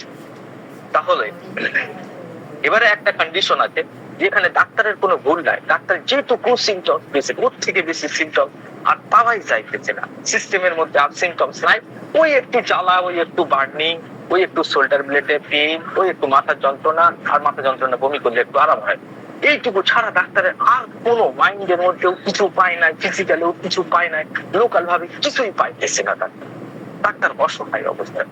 এবং সেই অবস্থায় তাকে স্যাঙ্গুইনেরিয়া ক্যান ছাড়া আর কোনো রাস্তা নাই, ওটাই সব থেকে বেশি সিমিলিমাম। তো ওইটা দিলেন, দেওয়ার পরে দেখা যাচ্ছে এরকম অবস্থা, তখন আপনার ভাবতে হবে যে এখানটায় নিশ্চয়ই রোগীর মধ্যে কোনো ধরনের অর্গান ড্যামেজ আছে, ভাইটাল ফোর্স এতই দুর্বল যে সেখানটায় তাকে পুরোপুরি ভাবে এত ভালো ঔষধ দেওয়ার পরেও, এত সিমিলিমাম দেওয়ার পরেও সে সারতেছে না, খানিকটা সুস্থ করলেও পুরোপুরি সারিয়ে তুলতে পারছে না। ওষুধ এতটুকু ভাইটাল ফোর্সের মধ্যে স্টিমুলেট বারবার দিচ্ছি, পোটেন্সি বাড়ায় কমায় দিচ্ছি, তারপরেও টোটালি ভাইটাল ফোর্স রিঅ্যাক্ট হচ্ছে, অ্যাক্টিভ হচ্ছে না, হ্যাঁ, ফলে রোগী টোটালি ভাবে আরোগ্য হইতেই পারছে না। তাহলে এখানে যদিও ঔষধ নির্বাচন সঠিক হয়েছে, যথেষ্ট সময় নিয়ে কাজ করছে, লক্ষণগুলো দূর হয়েছে, কিন্তু রোগী পূর্ণ সুস্থ না হয়ে আংশিক সুস্থ রয়ে গেছে। তাহলে এই ক্ষেত্রে আপনার বুঝতে হবে যে এখানে আপনার আর কোনো কিছু করণীয় নাই, এখানে বুঝতে হবে রোগী সম্পূর্ণ সুস্থ হবে না, এখানে বুঝতে হবে রোগ হচ্ছে আরোগ্যযোগ্য অবস্থায় নাই, এখানে বুঝতে হবে যে রোগীর অর্গানের মধ্যে এমন ধরনের চেঞ্জ এসে গেছে, এমন কিছু সেল ড্যামেজ হয়ে গেছে যেগুলো রিকভার করার ক্ষমতা আর শরীরের মধ্যে অবশিষ্ট নাই। অর্থাৎ রোগীটা এসছে অনেক লাস্টে। বোঝা গেছে পুরো ব্যাপারটা? তাহলে আমরা এখানটায় সামারি করে নেবো 7 নাম্বার অবজারভেশনে। 7 নাম্বার অবজারভেশনে হয় মেডিসিন হচ্ছে ভুল হয়েছে যে আংশিক সিমিলিমাম হয়েছে, না হলে যদি মেডিসিন ঠিক আংশিক ভুল হয়েছে, আর যদি সঠিক ধরা হয় তাহলে রোগীর মধ্যে ভুল আছে, রোগীর ভাইটাল এনার্জি বা ভাইটাল অর্গানের মধ্যে কোনো ক্ষতি হয়ে গেছে। মায়াজামের দিক থেকে যদি দেখা যায় যে ঠিকঠাক টেস্ট নেওয়া হয়নি, তাহলে কোর মায়াজাম আনটাচ রয়ে গেছে, অর্থাৎ অরিজিনাল যে মায়াজাম তার মধ্যে যে মায়াজামের ডমিনেন্ট আছে, দেখা যাচ্ছে সিফিলিটিক মায়াজামের ডমিনেন্ট আছে, আর আপনি ঔষধ দিচ্ছেন শরিক টাইপের, তাহলে শরীরে শুধু যন্ত্রণাগুলো গেছে, সিফিলিটিক মায়াজামের বৈশিষ্ট্য রয়ে গেছে, ডমিনেন্ট করতেছে। তাহলে কোর মায়াজাম আনটাচ রয়ে গেছে, ভাইটাল ফোর্স এখানটায় অপ্রাকৃতিক ভাবে চুপচাপ অবস্থার মধ্যে আছে, ভালো মতো রিয়াক্ট করছে না, বা ভাইটাল ফোর্সকে অবদমন করা হয়েছে ওষুধের দ্বারা, যে বাইরে বাইরে ওই অ্যালার্ম বন্ধ করে দিচ্ছে আর ভিতরে আগুন জ্বলতেছে, এরকম টাইপের ব্যাপার ঘটে গেছে, যে ভাইটাল ফোর্সের যে অ্যালার্মিং সিস্টেম আছে সেটাই ভেঙে দেওয়া হয়েছে। ক্লিনিক্যালি ফলাফল কি? উপসর্গ নাই আর রোগীও ভালো নাই, সিমটমসও গেছে গা আর রোগীও ভালো নাই, তাহলে দুটাই নাই হয়ে গেছে। তাহলে এবার আপনার কি অ্যাকশন নেবেন এখানটায়? এখানটায় আপনার কাজ হচ্ছে হয় গভীর মায়াজমেটিক ভাবে রোগীর মূল্যায়ন করেন, নতুন ভাবে কেস টেকিং করেন, এবং একটা খুব ডিপ অ্যাক্টিং বা একটা খুব অ্যান্টি মায়াজমেটিক একটা রেমেডি আপনি নির্ধারণ করেন যদি সম্ভব হয়। আর যদি দেখেন যে না, রোগীর এক্সরে করে বা কয়েকটা ছবি বা প্যাথোলজিক্যাল ব্যাপার স্যাপার নিয়ে আপনি দেখলেন যে না ভালো মতো ব্রেন ড্যামেজ হয়েছে, বা না ভালো মতো হচ্ছে কি ফুসফুসের ফাইব্রয়েড হয়ে গেছে, বা ফুসফুসের জমে গেছে, ও শক্ত হয়ে গেছে ওখানটায়, নোডিউলস হয়েছে ওখানটায়, বা দেখা যাচ্ছে ক্রিয়েটিনিনের লেভেল খুব হাই হয়ে গেছে, আর আপনি পরীক্ষার মাধ্যমে বুঝতেছেন যে 95% কিডনি বেকার হয়ে গেছে, ডাইলেশন করা উচিত। তো এই সমস্ত ক্ষেত্রে আপনার আর কিছু করার নাই, এখানটা এই ধরনের রেজাল্ট নিয়ে সন্তুষ্ট থাকতে হবে। তো আপনাকে বলতে হবে যে আপনার রোগ সারা নয়, ততদিন ওষুধ খাবেন, ততদিন ভালো থাকবেন, কথা শেষ। এগুলো মূলত গ্রুপ ডির পেশেন্ট, যেখানটায় দেখা যায় যে ভালো হচ্ছে, অর্থাৎ সেখানটায় প্যালিয়েশনই আমাদের উদ্দেশ্য থাকবো। গ্রুপ ডি পেশেন্টে আপনি কখনো ঔষধ দিয়ে এই যে একটা অবস্থা যে ভিতর থেকে আরাম্ভ শান্তির অনুভব, আমার আগে থেকে অনেক ভালো লাগছে, স্ট্রং লাগছে, এই ধরনের অনুভূতি গ্রুপ ডিতে কখনোই থাকে না। গ্রুপ ডি পেশেন্ট মানে যেখানে ডিজেনারেশন হয়েছে, যেখানে ডিস্ট্রাকটিভ প্যাথোলজি আছে, সেই জায়গায় কখনো এরকম হোমিওপ্যাথির শান্তিদায়ক রেজাল্ট সেখানে প্রডিউস করবে না। সেখানে শুধু আপনার উদ্দেশ্য যে ব্যথা যন্ত্রণা কমানো, এটা গ্রুপ ডির হচ্ছে পিকচার। যদি সঠিক হয়, ডাক্তারের ওষুধ যদি সঠিক হয়, আর যদি দেখা যায় না ভালো স্ট্রং পেশেন্ট আছে, তার মধ্যে কোনো সমস্যা নাই, কোনো ডিজেনারেটিভ চেঞ্জ হয়নি, সব ভাইটাল অর্গান একদম ঠিকঠাক রেখেছে, মাশাআল্লাহ একদম ঠিক আছে, তখন সেই ক্ষেত্রে আপনার রেজাল্ট কিন্তু ভুল। আপনার ক্ষেত্রে পুনর্বিবেচনা করে অ্যান্টিমায়োজেমেটিক মেডিসিন, আরো ভালো ডিপ অ্যাক্টিং মেডিসিনকে নির্বাচন করতে হবে। যেমন ধরেন একটা ক্যালকেরিয়া কার্ভের কেস আছে, আর আপনি শুধু বেলেডোনাই দিচ্ছেন, তাহলে কেমনে সেটা ঠিক হবে? ঠিক হওয়ার মতো কথা নয়। বেলেডোনা কখনোই ক্যালকেরিয়া কার্ভের ওই ধরনের প্যাথোলজিতে গিয়ে কাজ করে না, শুধু সুপারফিশিয়ালি একটু আরাম দিতে পারে, এছাড়া আর দিবে ঠিক ওই রকম টাইপের একটা ব্যাপার করতেছে। তো এখানটায় রোগীর অবস্থা অনুসারে দুই ভাগে রেজাল্টটাকে ভাগ করে নিতে হবে। যদি আপনার ওষুধ ঠিক হয় তাহলে পেশেন্ট ভুল, আর যদি আপনার পেশেন্ট ঠিক হয় তাহলে আপনার ওষুধ ভুল, দুটোর মধ্যে একটা। তাহলে আমরা এই যে একটা অবজারভেশন, এখান থেকে আমরা একটা গুরুত্বপূর্ণ শিক্ষা অর্জন করব যে উপসর্গ চলে গেলেই, সিমটমস কমে গেলেই যে রোগী সেরে গেছে, এই জন্য একটা ভ্রান্তি ধারণা এটা থেকে বেরিয়ে আসতে হবে। এটা ভাবা মারাত্মক বিপজ্জনক ব্যাপার। যেটা কিওর নয়, আপনি ভাবছেন কিওর, তাহলে কোথায় গিয়ে সমস্যা হবে আপনার? তাহলে উপসর্গ চলে যাওয়া বা সিমটমস কমে যাওয়া বা চিক কমপ্লেন্স চলে যাওয়া মানে যে রোগী আরোগ্য হয়েছে তা নয়। আপনাকে পুনর্বিবেচনা করতে হবে, আপনাকে পুনর্বিশ্লেষণ করতে হবে যে রোগীর কোন ধরনের সিমটমস গুলো আরাম হয়েছে আর কোন ধরনের সিমটমস অবশিষ্ট রয়েছে। তাহলে এটা এক ধরনের ধোকার মতো। ডাক্তার ভাবতেছে cure, but patient not cure. তো ডাক্তার এক প্রকারের ধোকা খেয়ে যাচ্ছে। সেভেন্থ নাম্বার অবজারভেশন, মাথার মধ্যে রাখার মতো একটা অবজারভেশন, যে ডাক্তার কখনো ধোকা খেলে হবে না, যেটা যেমন সেটাকে তেমন ভাবে স্বীকার করতে হবে বা সেটাকে বুঝতে হবে, ধোকার মধ্যে থাকলে হবে না। আর এই ধরনের অবজারভেশন আরো এক ধরনের রোগীর মধ্যে দেখা যায়, সেটা হচ্ছে যারা অপারেশন করে আসে, যে সমস্ত মহিলাদের ইউটেরাস অপারেশন করে বাদ দেওয়া হয়েছে বা ওভারি বাদ দেওয়া হয়েছে বা লিভারের গল ব্লাডার, অনেক রোগী আছে আমার কাছে গল ব্লাডার অপারেশন করা হয়েছে, গল ব্লাডার তুলে নেওয়া হয়েছে, একটা কিডনি নাই, এরকম টাইপের পেশেন্ট যাদের আছে, তাদের মধ্যেও আপনি 7 নাম্বার অবজারভেশন দেখবেন। তাদেরকে আপনি যত ভালো ওষুধ দিন না কেন, সুপারফিশিয়ালি আরাম দেওয়া ছাড়া মেডিসিনের আর কোনো কাজ নাই। কেননা গুরুত্বপূর্ণ একটা অর্গান, সেটা গুরুত্বপূর্ণ হোক বা অগুরুত্বপূর্ণ হোক, একটা অর্গান মিসিং মানেই আপনার হোমিওস্ট্যাসিস যেটা আছে সেটা আপনার ব্যালেন্সের মধ্যে থাকবো না। অর্থাৎ ওর শরীর যে একটা ব্যালেন্স প্রক্রিয়ায় কাজ করে, যে ব্যালেন্স প্রক্রিয়াটা থাকবো না। ধরেন একটা ওভারি বাদ চলে গেল, 2টা ওভারি কেটে নেওয়া হলো, তাহলে সেক্ষেত্রে ওই মহিলার যত হরমোনাল প্রবলেম আছে সবকিছু থাকবো। এখানে একটা মেনটেনিং কজ সব সময় আছে, যে আপনার শরীর সব সময় বলতেছে আমার মধ্যে একটা মিসিং আছে, শরীর বলতেছে আমার মধ্যে একটা মিসিং আছে, আমি প্রপারলি কাজ করতে পারছি না। যেখানটায় শরীর প্রপার নাই সেখানে হোমিওপ্যাথি ওষুধ দিয়ে কি করবো? সেখানে কিছুই করতে পারবো না, শুধু আরাম দেওয়া ছাড়া, যদি যন্ত্রণা উপশম ছাড়া, এছাড়া আর কিছুই না। তাহলে যে ক্ষেত্রে দেখা যায় রোগীর মধ্যে একটা অপারেশন আছে, ভালো মতো অপারেশন করা হয়েছে, একটা গুরুত্বপূর্ণ অর্গান মিসিং আছে, সেখানটা কমপ্লিট কিওর কখনোই আসবো না। আপনি যতই ভালো ডাক্তার হন, আপনি চাই ভিতর কাছে হয়ে যান, তারপরেও কিন্তু রোগীকে কখনোই কমপ্লিট রিলিফ আপনি প্রদান করতে পারবেন না, বিকজ মিসিং অফ অর্গান, অর্থাৎ অর্গান মিসিং আছে সেটা, রাইট? তাহলে 7 নাম্বার অবজারভেশন আমরা কোথায় কোথায় দেখবো? 1 নম্বর যেখানটায় অর্গান মিসিং আছে, 2 নাম্বার যেখানটায় অর্গান ড্যামেজ আছে বা যেখানটায় ডিস্ট্রাকশন আছে বা ডিজেনারেশন আছে সেই সমস্ত পেশেন্ট, আর 3 নম্বর হচ্ছে ডাক্তারের ভুল প্রেসক্রিপশন বা পার্সিয়াল সিনিলিমাম ঔষধ দিলে এই ধরনের ঘটনা ঘটবে। তাহলে 7 নাম্বার অবজারভেশন ক্লিয়ার? কারো কোনো প্রশ্ন আছে 7 নাম্বার অবজারভেশন নিয়ে?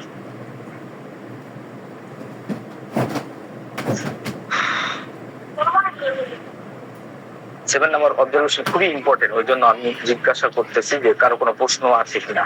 যে সিমটমস চলে যাওয়া মানেই আরাম, এটা কিন্তু 7 নাম্বার অবজারভেশনের মধ্যে প্রমাণিত হচ্ছে। যে যারা মনে করেন 2টা আচিল ছাইরা বা 3টা জীবের ব্যথা সেরে গেল মানে রোগী সেরে গেল, অ্যাকচুয়ালি কিন্তু এত সহজ নয় হোমিওপ্যাথি।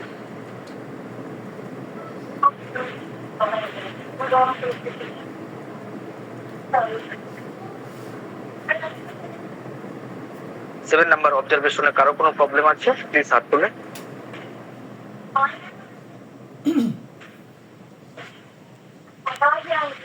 ওকে, আচ্ছা, তাহলে 7 নাম্বার অবজারভেশনের পরে বাকি যে 2টা অবজারভেশন আছে সেটা খুবই সহজ। ওকে, 8টা বেজে গেছে। 8 number observation. 8th observation, some patient proves every remedy they gets. Some patient proves every remedy they gets. তাদেরকে যে ওষুধই আপনি প্রদান করেন না কেন, সেটা এনি টাইপ, আপনি রস টক্স দিচ্ছেন, আপনি ভাবতেছেন আচ্ছা আচ্ছা লাইকোপোডিয়াম, ও তো খুবই কড়া মেডিসিন, খুবই ডিপ টাইপের মেডিসিন, আচ্ছা লাইকোপোডিয়াম দিলেন, ভালো, ঠিক আছে, ওকে। তারপরে হয়তো কোনো একটা সময় জ্বরের জন্য এসছে ব্রায়োনিয়া, আল্লাহ, ব্রায়োনিয়ার ওষুধ খায় রোগী বাড়তেছে। তারপরে একটা সময় দেখলেন যে হঠাৎ করে সর্দি ঠান্ডা ঠান্ডা লেগে গেছে, আপনি একোনাইট দিলেন, একোনাইট খেয়েও রোগীর বাড়তেছে। তারপর হয়তো কোনো সময় গ্যাসের জন্য আপনার কাছে রোগীটা আসলো, আপনি নাক্স দিলেন, খুব কম পোটেন্সিতে দিলেন 30, তো সেটা কেউ বাড়তেছে। এইরকম কিছু ডিসেরি টাইপের পেশেন্ট আসে আমাদের কাছে, তাদের জন্য ডক্টর কেন্ট 8 নাম্বার অবজারভেশন লিখে গেছেন যে some patient proves every remedy, আপনি aconite, belladonna, camphora, nitric acid, phosphoric acid, kali phos, যাই দিচ্ছেন রোগী বাড়তেছে। এটা কি, এটা কি কি ধরনের অবজারভেশন? তো এই অবজারভেশনও দেখা যায় আমাদের ক্লিনিকের মধ্যে। এই ধরনেরও কিছু রোগী আছে যাদের কোনো একটা, যে কোনো একটা ওষুধ দেন না কেন, ওষুধ খেলেই তার উপসর্গ শরীরের মধ্যে সেই ওষুধের উপসর্গ প্রকাশ করতে থাকে। অ্যাকচুয়ালি এখানটায় যেন এক ধরনের প্রুভিংস চালু হয়ে যাচ্ছে।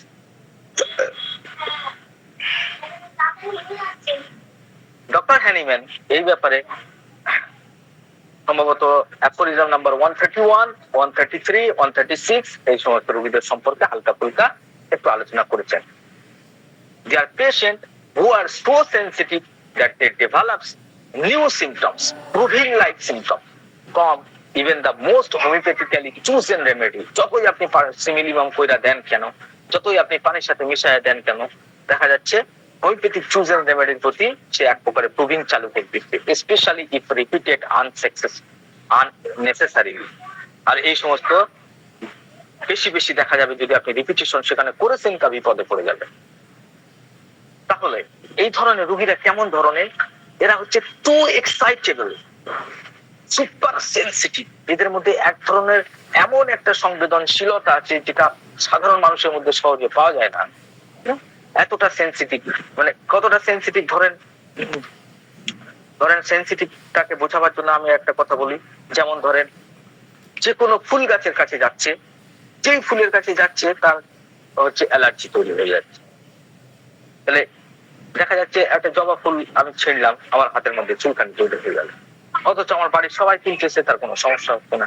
তার মানে আমি জবা ফুলের প্রতি বেশি সেনসিটিভ। ঠিক সেরকম টাইপের প্রত্যেকটা মেডিসিন, হোমিওপ্যাথিক মেডিসিন, যে কোনো একটা মেডিসিন তাকে দেওয়া হচ্ছে, দেওয়ার পরে পরেই তার মধ্যে প্রচন্ড ভয়ঙ্কর ধরনের বাড়াবাড়ি হচ্ছে।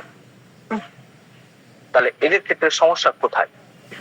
ডাক্তার এখানে কি করবে? অনেকগুলো সিদ্ধান্ত এখানে এসে পড়ে। তো এই সংবেদনশীলতা অ্যাকচুয়ালি একটা ভাইটাল ফোর্সের একটা অসাম্য অবস্থা। ভাইটাল ফোর্সটা খুবই খুবই বেশি পরিমাণে অ্যাক্টিভ, বা তার ইমিউন সিস্টেম হচ্ছে হাইপার অ্যাক্টিভ টাইপের আছে। এটা এক ধরনের প্রবলেম। তো এরা হচ্ছে হাইলি সেনসিটিভ পারসন। এদের নার্ভের অবস্থা যদি এদের নার্ভকে বোঝার চেষ্টা করেন, এটা হচ্ছে ওভার রিঅ্যাক্টিভ নার্ভাস কন্ডিশন। এদের নার্ভ সবসময় খুবই উত্তেজিত অবস্থার মধ্যে থাকে এবং এরা খুবই সেনসিটিভ টাইপের পেশেন্ট হয়। এখানে আপনি সঠিক রেমেডি দিলেও প্রুভিংস এর মতো উপসর্গ তৈরি করবে, লো পোটেন্সি দিলেও নতুন উপসর্গ শুরু করবে। রোগীর যে রিঅ্যাক্টিভ থ্রেশহোল্ড সেটা অনেক নিচে থাকে, যে সামান্য স্টিমুলেন্ট আর রিঅ্যাকশন অনেক বড়। শুধু যে ওষুধের ব্যাপারে নয়, এদের ব্যক্তিগত লাইফে যদি আপনি দেখেন, তাহলে এই সমস্ত পেশেন্টরা খুবই নার্ভাস টাইপের করে থাকে। নার্ভাস সেনসিটিভিটি, ইমোশনালি লিয়েবিলিটি তার মধ্যে থাকে। ছোট্ট ছোট্ট কথায় এরা উত্তেজিত হয়ে যায়, ছোট্ট ছোট্ট কথায় এরা কষ্ট পায়, ছোট্ট ছোট্ট দুঃখে এরা আত্মহত্যা হয়ে পড়ে। রাইট? এদের নার্ভাস সিস্টেম খুব উত্তেজিত অবস্থায় থাকে। মূলত এখানটায় দেখা যায়, আমি যদি এই রোগীদের মায়োসোমেটিক অ্যানালাইসিস করতে চাই, তাহলে আমাদের বুঝতে হবে যে এরা অ্যাকচুয়ালি স্পোরা ডমিনেন্ট মায়োজম। এদের মধ্যে শরীর স্টেটটা এত হাইপার অ্যাক্টিভ অবস্থায় থাকে যে সাধারণ ব্যাপারে এরা উত্তেজিত হয়ে যায়, সাধারণ ব্যাপারে এরা কষ্ট পায়। আর যে কোনো হোমিওপ্যাথিক ঔষধ দিলে সেখানে অ্যাগ্রাভেশন দেখা যায় বা প্রুভিংস দেখা যায়। অ্যাকোনাইট দিয়েছেন, অ্যাকোনাইটের 5টা সিমটমস পাই গেল। মানে আপনি দেখলেন যে সর্দি কাশি, হঠাৎ করে জ্বর, সন্ধ্যাবেলা বৃষ্টি তো ভিজেছিল, তারপরে জ্বর আসছে, প্রচন্ড টেম্পারেচার, প্যানিক ক্রিয়েট করতেছে। হ্যাঁ, প্যানিক ক্রিয়েটটা হয়তো সেখানে ছিল না, প্রচন্ড টেম্পারেচার আর একটু ভয় ভাব আটকে উঠতেছে ঘুমের মধ্যে। আপনি বুঝলেন আচ্ছা সকালেই ঠান্ডা লেগেছে, সন্ধ্যায় জ্বর এসছে, এত তীব্র গতিতে জ্বর এসছে, এত তীব্র জ্বর, তো একোনাইটই সঠিক মেডিসিন। এখন একোনাইট দেওয়ার পরে আপনি দেখবেন অদ্ভুত ব্যাপার, কষ্ট বেড়েছে, তার সাথে আরো 2টা সিমটমস অ্যাড হয়েছে। যে প্যানিক অ্যাটাকটা ছিল না, সেই প্যানিক অ্যাটাক শুরু হয়েছে। আর যে ঠান্ডা পানির হয়তো পিপাসাটা হয়তো একোনাইটে সেই রোগীর মধ্যে আসে নাই, কিন্তু এইবারে রোগী দেখা যাচ্ছে ঠান্ডা পানির তীব্র পিপাসা। আপনি একোনাইট খুইলা দেখবেন যে এই 2টা আরে বাবা, এই 2টা সিমটম ছিল না তো, এখন তো তৈরি হয়ে গেছে। এরকম টাইপের ব্যাপার। হয়তো লাইকোপোডিয়া দিলেন, হয়তো তার গ্যাস দোষের সমস্যা ছিল না, অন্য কোনো সমস্যার কারণে আপনি দিয়েছিলেন। দেখা যাচ্ছে 4টে থেকে 8টার মধ্যে গ্যাস। এখন রোগী এসে বলছে, ডাক্তার আমার তো গ্যাসের সমস্যা ছিল না, এখন তো পায়খানার সমস্যা ছিল, এখন তো গ্যাসের জ্বালায় বাঁচি না, মুখ শুধু টক হয়ে আসছে, টক ঢেকুর হচ্ছে, বিকাল 4টে থেকে 8টার মধ্যে পেট দামা হয়ে ফুলে যাচ্ছে। এই কষ্ট তো আমার ছিল না, কিন্তু আপনি যেখান থেকে ওই কি একটা ওষুধ দিচ্ছেন, ওই ওষুধ দেওয়ার পর আমার পেট ফুলে যাচ্ছে। আপনি দেখছেন যে এই সিমটমস নিয়ে আপনি কোথায় রাখবেন? রোগীর টেস্ট হিস্ট্রিতে গিয়ে দেখতেছেন পাস্টে কোনো সময় তার এরকম অসুবিধা ছিলই না। আর রোগী যে নতুন রোগ নিয়ে এসছে সে তার মধ্যেও এই সিমটম ছিলই না। এই সিমটমস কোথায় থেকে আসলো? এই লাইকো সিমটমস আপনি দেখবেন প্রুভিং সিমটমস বসে আসবে। এগুলো সব খুবই অদ্ভুত টাইপের ভুতুড়ে পেশেন্ট। এদের ট্রিটমেন্ট করা কিন্তু খুব জটিল ব্যাপার এবং খুব ধৈর্যের ব্যাপার এবং খুব বিজ্ঞতার ব্যাপার। প্রকাশ করে ধরতে হবে যে এটা, এবং মজারও ব্যাপার। যেমন আপনি যে সিমটমস গুলো বইয়ে পড়তেছেন, এতে যে কোনো একটা ওষুধ দিলেই দেখবেন সেই বইয়ের একদম সিমটমস এর সঙ্গে ম্যাচ করে এসে রোগী যেন লাইকোপোডিয়াম পইড়া এসে আপনাকে বলতেছে যে ডাক্তার এই কষ্ট হইতেছে, বা হয়তো আপনি ব্রায়োনিয়া দিয়েছেন, তো ব্রায়োনিয়া যেন রোগী বাড়ি থেকে মেটিয়াবেটিকা মুখস্থ করে এসে আপনার সামনে বসে বসে বলতেছে। মজারও ব্যাপার। তাহলে এদের নার্ভাস সিস্টেম খুবই সেনসিটিভ, খুবই সেনসিটাইজ থাকে। মিনিমাম স্টিমুলেন্ট দিলেই এদের নার্ভাস সিস্টেমের মধ্যে কাজ হয়। সিঙ্গেল ডোজ 31 ডোজ তাতেই রেসপন্স ট্রিগার, প্রুভিং সিমটম চালু। তো মূলত এই সমস্ত ব্যাপারে যখন দেখবেন যে প্রুভিং সিমটমস বেশি বেশি আসতেছে, তাহলে ফাংশনাল ডিজেনারেশন বেশি হয়েছে, বিশেষত নিউরো এন্ডোক্রাইন এন্ড ইমিউন সিস্টেমের প্রবলেম। অর্থাৎ তার নার্ভ খুবই সেনসিটিভ, আর নার্ভের পিছনে কাজ করছে এন্ডোক্রাইন সিস্টেম, সেটাও সঙ্গে সঙ্গে ক্যাচ করে। আর এদের ইমিউনিটি পাওয়ার খুবই হাইপার অ্যাক্টিভ।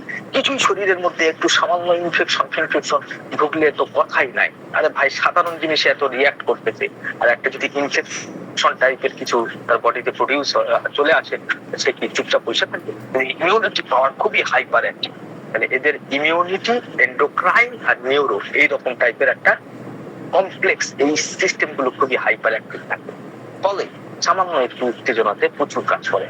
আমরা দেখতে পাচ্ছি এখানটায় বডি যে কোনো একটা মেডিসিনাল সাবস্টেন্সের প্রতি, মেডিসিনাল যেগুলো খাদ্য খাবার সেগুলো তো আলাদা ব্যাপার, ভাত তরকারি তরি এর মধ্যে তো কোনো ভেষজ উপাদান নাই। ভাত তরকারি বলছে ভাতের মধ্যে, সবজির মধ্যে সেগুলো সিদ্ধ ফিদ্ধ রান্না ফান্না প্রসেসের মাধ্যমে তার মধ্যে যেটুকু ভেষজ তত্ত্ব থাকে সেটা নষ্ট হয়ে যায়, তো সেগুলো আলাদা ব্যাপার। তাহলে এখানে কোনো মেডিসিনের ইনপুট দিয়ে বডি একটা থ্রেটের মতো দেয়, এনি টাইপ অফ। এই কয়েকদিন আগে আমার কাছে এরকম একটা পেশেন্ট আছে, তো তার শরীরের ডোজ আমাকে খুব সাবধানে দিতে হয়, যে খুবই হাইপার সেনসিটিভ। তার মেজাজও আমি ভালো করে জানি, ক্লিনিক্যালি ভাবে অনেক দিন ধরে দেখতেছি। এবং এই মজার রোগীটা এমন না, এর ওষুধ দেওয়ার প্রক্রিয়া আলাদা, এর 3-4 করে কাপিং করে দিতে হয়। এই রোগী এসে বলে, ডাক্তার আপনি আমার জাদু করে রাখছেন। কেন? বলে যে কোনো ডাক্তারের ওষুধ খায় আমার কষ্ট বেড়ে যায়, আপনার কাছে ছাড়া আমার ওষুধ শুটই করে না বডিতে। কি যে হয়েছে, আমার যদি আমি বাপের বাড়ি যাই, তো আমার বাপের বাড়ি হচ্ছে 40-50 কিলোমিটার দূরে, যদি আমার কোনো সমস্যা হয় আপনার কাছে আমার আশা লাগে। আমি তো জানি ব্যাপারটা, আমি তো বুঝতে পেরেছি যে এই রোগী ইডিওসিনক্রোনাইজড পেশেন্ট, আর এদের কেমন ভাবে ওষুধ দিতে হবে। আর যে কোনো ডাক্তার কাছে গেলেই প্রথম চান্সেই ভুল করবো, ওই দিয়ে দেবে 200 পোটেনসিল 2-3 দানার উপরে ওষুধ, আর এই মতো সঙ্গে সঙ্গে বাড়াবাড়ি ব্যবস্থা, বুঝছেন? এই রোগীর খুবই মজার পেশেন্ট। তাহলে কেন? তার বডিতে যে কোনো টাইপের মেডিসিনাল ইনপুট মানেই বডিটাকে থ্রেট। হ্যাঁ, বিরাট বড় ভাইরাস আসতেছে, অ্যাটাক দেওয়া, তো বন্ধু নিয়ে রেডি হয়ে যায়, বুঝছেন না? মানে ইমিউন সিস্টেম আর কি রেডি হয়ে যায় তাকে প্রতিরোধ করার জন্য। ফলে রেমেডির উপসর্গ রিপ্রোডিউশন। তাহলে পেশেন্টের টাইপ কেমন? এখানে পেশেন্টের টাইপটাকে বুঝতে হবে। খুবই হাইপার সেনসিটিভ, ইমোশনাল, এবং মূলত শরীর বেসড রোগীরা, বেশিরভাগ শরীর টাইপের, কেননা বেশিরভাগ ইরিটেশন থেকে আসতে প্রয়োজন। এদের ঔষধ দেওয়ার পরে কিরকম টাইপের রিয়াকশন দেখা যায়? প্রভিংস এর মতো রিয়াকশন দেখা যায়, যেরকম এখন বললাম না, ওই যে বই পড়ে এসে যেন মেট্রিমেটিকা বলতেছে। এদের মধ্যে কি ধরনের মায়াজম অ্যাক্টিভ থাকে? বেশিরভাগ শরীর টাইপের ডমিনেন্ট থাকে, কখনো কখনো লেটেন্ট সিফিলিটিক ব্যাপারও থাকে। ভাইটাল ফোর্সের রিয়াকশন কেমন? Highly excitable. যে কোনো ওষুধের প্রচন্ড পরিমাণে, মানে একটু স্টিমুলেট দিলেই ভাইটাল ফোর্সে যেন তুফান উঠে যায়, এত এনার্জি দেয়। আনস্টেবল কন্ডিশন একটা। তো পেশেন্টের নেচার কেমন? যে কোনো টাইপের মেডিসিন দিলেই সে রিয়াক্ট করা শুরু করে। হ্যাঁ, patient reacts to any stimulant, even simillimum দিলেও একই ধরনের রিয়াকশন করে। তাহলে এখানটায় আমাদের করণীয় আছে, বল ডাক্তার আসল কথায় আসেন, করণীয়। এইখানে আপনাকে এই সমস্ত পেশেন্টকে খুবই একটা হাই ডোজ, এদের কিন্তু লো পোটেন্সি দিলে বেশি সমস্যা করে।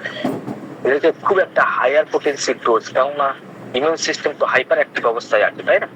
তো ঔষধও হাইপার অ্যাক্টিভ হইতে হবে, তবে তো সিমিলিমাম হবে, হাই এনার্জি যুক্ত হবে, তবেই তো সিমিলিমাম হবে। তাই জন্য হাই পোটেন্সি ডোজ খুবই মিনিমাম, ধরেন 1 2 3 4, 1 নয় 2 3 4 5 কাপিং করে দিয়ে তার থেকে 1 চামচ খাইবে, কেমনে পারে দেখতে হবে। যদি তাতেও যদি না হয় কাজ, তাহলে ওষুধ খাওয়াবার দরকার নাই এই সমস্ত পেশেন্টদের। এদেরকে অলফেকশন মেথড প্রয়োগ করতে হবে। অলফেকশন মেথড মানে কি? মানে হচ্ছে ওষুধ খাওয়ার দরকার নেই বাবা, তুই ওষুধ শুয়ে শুয়ে থাক, মানে নাকের কাছে, মানে অলফেক্টরি নার্ভের মাধ্যমে বডিতে ঔষধ পৌঁছাতে হবে। আর অলফেক্টরি নার্ভ মানে শোঙানোর মাধ্যমে ঔষধ করবে, খাওয়ানোর দরকার নাই। ও জিভে গেলে অনেক বেশি স্টিমুলেট হয়ে যাচ্ছে পেশেন্ট।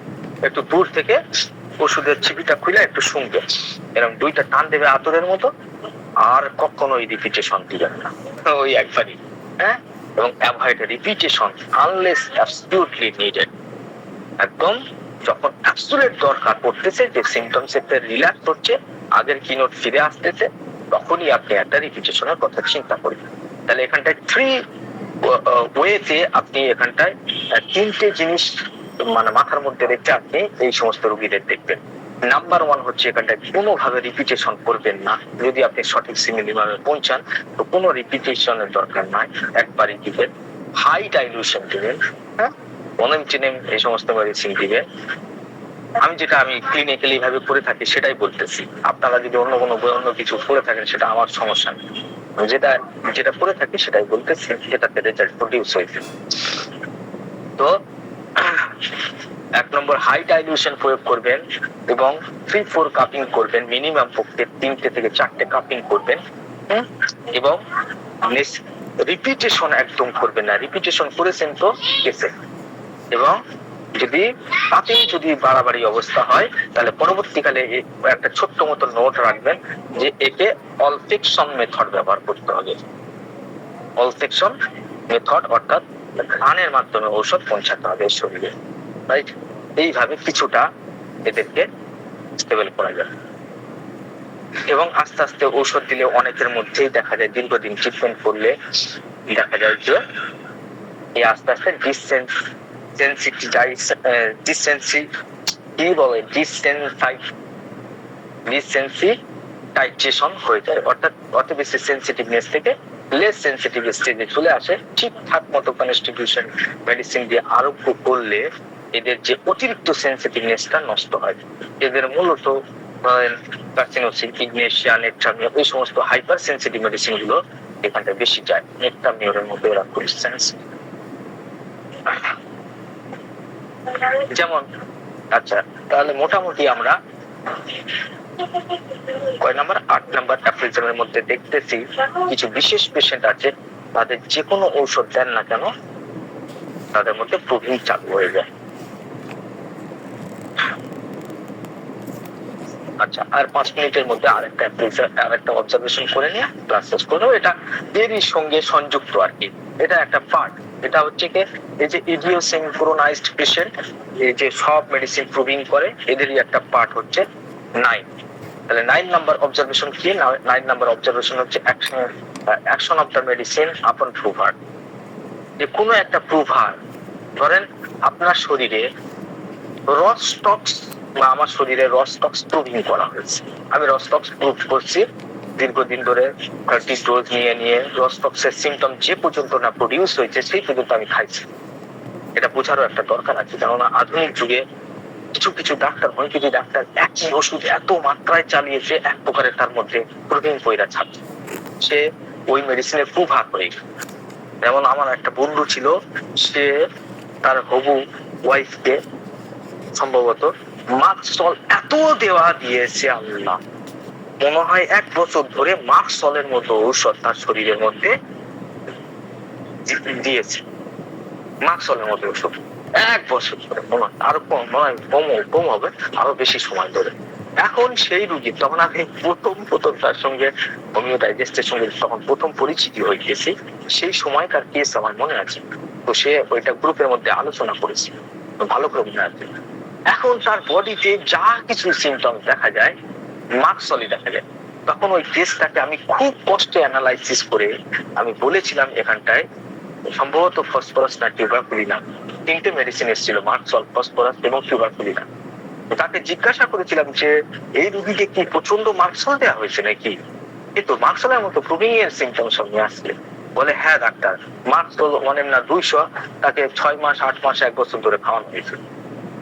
এখন সেই রোগী অন্যরকম টাইপের হয়ে গেছে, সে কারো কথা শোনে না, প্রচন্ড অবাধ্য, সুইসাইডও একবার করতে গেছিল, এরকম টাইপের ব্যাপার হয়ে গেছে তার মধ্যে। তার প্রচন্ড অস্থিরতার কারণে 2টা মেডিসিন ইন্ডিকেশন হয়েছিল, একটা হচ্ছে ফসফরাস, একটা হচ্ছে টিউবারকুলিনাম। তো যাই হোক, এখানটায় মজার ব্যাপার হচ্ছে সেই কেসটা এখন আমার মাথার মধ্যে চলে আসলো। তো সেখানটায় মার্কসল তাকে দীর্ঘদিন ধরে দেওয়া হয়েছে।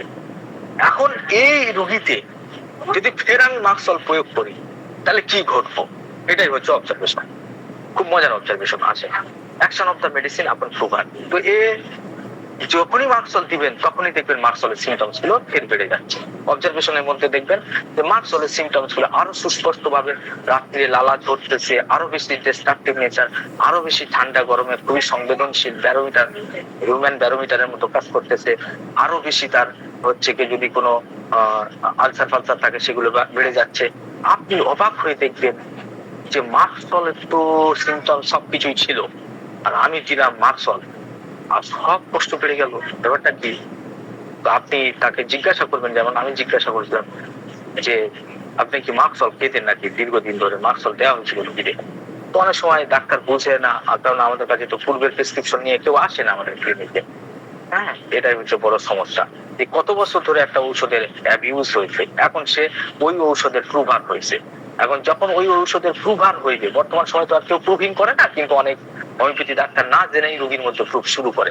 এখন দিচ্ছে বেলেডোনা, তো দিয়েই যাচ্ছে বছর পর বছর, ডোজের কোনো খামতি নাই, অ্যালোপ্যাথিকের মতো সকাল সন্ধ্যে বিডি টিটিএস এই সমস্ত করে বেড়াচ্ছে।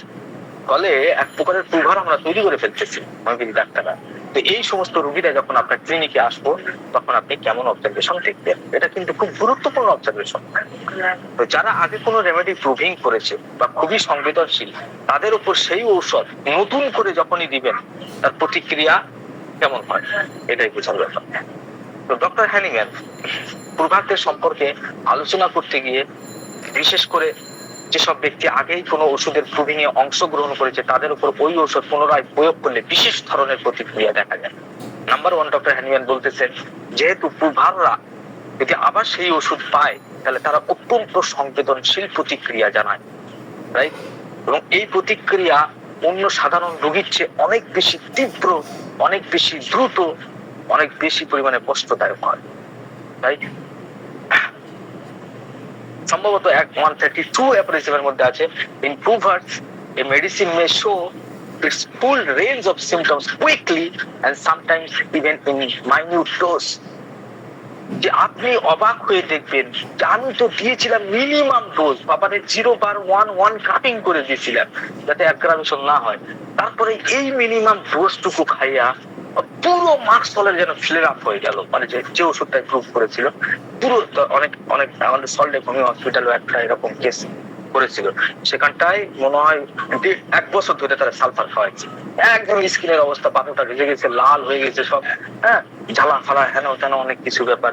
এখন পুরো সিমটমস এর সেট সালফার। আমি তো খুব খুশি, আরে বাপরে বাপ, পেশেন্টের 4টে প্রশ্ন করেছে, সালফার ধরা পড়ছে, মাইন্ড ফিজিক্যাল সব। ওরে আল্লাহ, সালফার দেওয়ার পরে সিমটমস এর অ্যাগ্রাভেশন দেখে আমি অবাক হয়ে গেছি।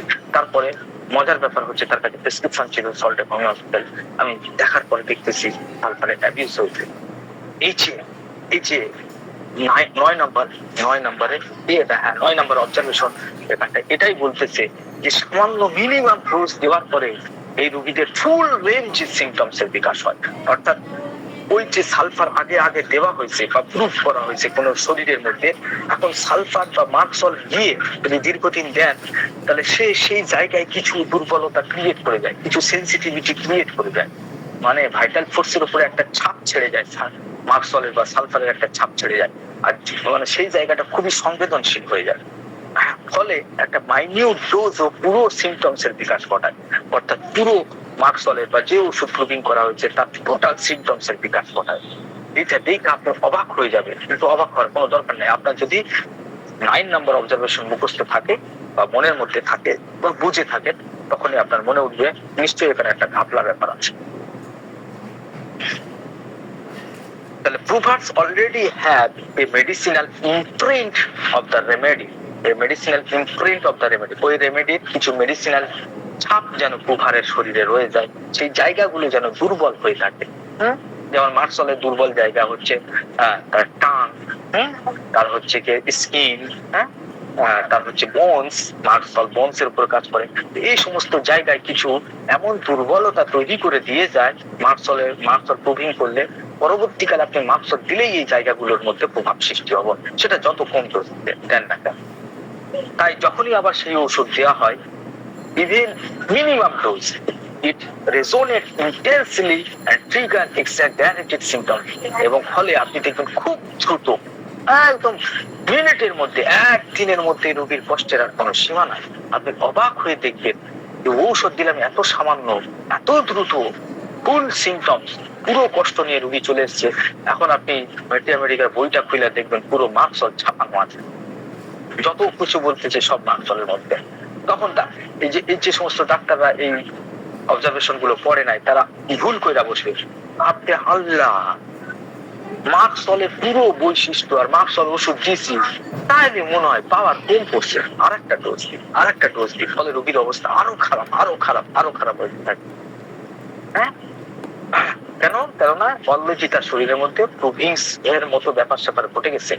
তাহলে একই ওষুধ বারবার প্রোভিংস এর মতো প্রতিক্রিয়া হবেই। রোগীর আগের উপসর্গের সঙ্গে মিল নাই, বরং নতুন উপসর্গ হচ্ছে আসতেছে, আর সেই সব নতুন উপসর্গ সব মার্শালের দিকে ছুটতেছে। মানে যে কটা ছিল না, আপনি তো দিয়েছেন, সে প্রুভিং করে এসছে অলরেডি, একটা হোমিওপ্যাথি ডাক্তারের কাছ থেকে মার্কসলের প্রুভিং করে এসছে, আপনার সামনে বসছে, আপনি মার্কসলের 5টা সিম্পটমস পেয়েছেন, রেপার্টারি করছেন, করে ফের মার্কসল 1M দিয়েছেন। আগেকার ডাক্তার হয়তো 200 দিয়েছিল, আপনি দিয়েছেন 1M।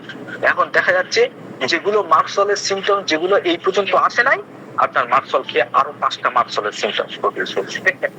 কি করবেন আপনি অবাক হয়ে দেখবেন যে আমার এখন করণীয় কি। তাহলে এইগুলো দেখা যাচ্ছে। তাহলে কোন একটা আগের অবজারভেশনের সঙ্গে মিল কোথায়? আগের অবজারভেশনের যে কোনো মেডিসিন প্রুভ করতেছে, ন্যাচুরালি সে একজন প্রুভার। আর এই 9 নাম্বার অবজারভেশন কি বলতেছে, যে একটা নির্দিষ্ট মেডিসিনের প্রুভার বা একটা নির্দিষ্ট জায়গায়, ওটা সর্বব্যাপী, মানে ওটা আল্লাহ তাআলা তৈরি করেছে ইডিওসিনক্রোনাইজ থাকে।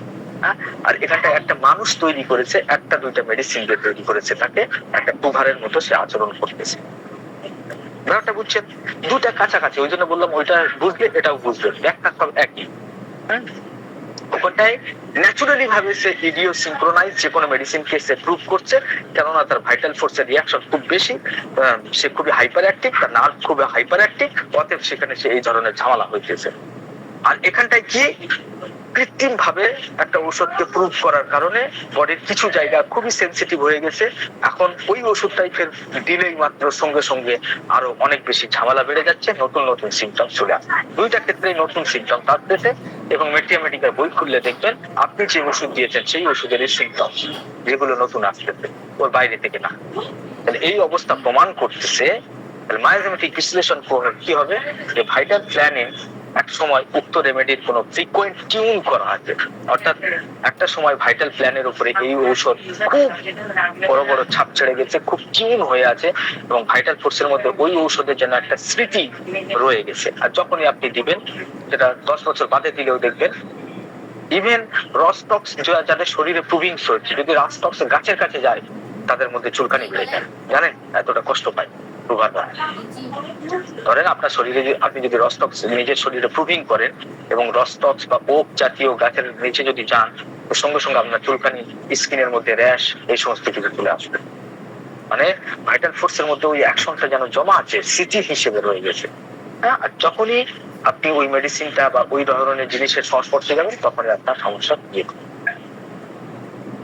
তাহলে এখানে মূলত একটা শরীর টাইপের ডিস্টারবেন্সি ক্রিয়েট হইতেছে, অতিরিক্ত উত্তেজনা প্রবল, কোন একটা নির্দিষ্ট জিনিসের প্রতি রিঅ্যাক্টিভ মায়াজম খুবই প্রবল হয়ে আছে। তাহলে রিপিটেড প্রুভিং লাইক রেসপন্স দেখায়। তো ভাইটাল ফোর্স ইজিলি ভাবে ইমপ্রিন্ট হয়ে থাকে এই সমস্ত জিনিসে। তাহলে এখানে আমরা দেখতেছি একই রকম টাইপের বিশ্লেষণ, যে নার্ভাস সিস্টেম, এন্ডোক্রাইন সিস্টেম অতিরিক্ত সংবেদনশীল একটা জিনিসের প্রতি, আর ওখানটায় হাজারো জিনিসের প্রতি। যে কোনো মেডিসিনাল সাবস্টেন্স 8 নম্বর অবজারভেশনে গেলেই আপনার শরীরে প্রতিক্রিয়া দেখাবো, আর এখানটায় নির্দিষ্ট একটা দুইটা ওষুধ দিলেই মাত্র সঙ্গে সঙ্গে প্রুভিংস দেখাবে। হ্যাঁ, এইটাই হচ্ছে পার্থক্য। তাহলে সিমিলার রেমেডি বা স্টিমুলেট পেলেই নিউরোকেমিক্যাল লুপ অ্যাক্টিভেট হয়ে যায় এবং প্রমাণ করে তার আগে থেকে এই লুপ তারা অনুভব করছে, ওই জায়গায় সে সংবেদনশীল হয়ে আছে। পেশেন্টের টাইপ কি? অতি সংবেদনশীল। রিঅ্যাকশন কি? Proving life aggravation. Remedy sensitivity কি? মাইজোটিক বেস কি? মূলত সরিক বা মিক্সড টাইপের। ভাইটাল ফোর্সের অ্যাকশন কি? Easily susceptible two medicinal influence, অর্থাৎ খুবই সাসেপ্টিবল হয়ে গেছে। আর ক্লিনিক্যাল আউটকাম কি? নতুন নতুন symptoms, unexpected symptoms, unexpected proving symptoms এর কথা বলে, যেগুলো আপনি প্রত্যাশা করেননি, এই ধরনের প্রুভিং সিমটম আপনি ওষুধ দেওয়ার পরেই দেখতে পাচ্ছেন। তাহলে এবার কি করণীয়?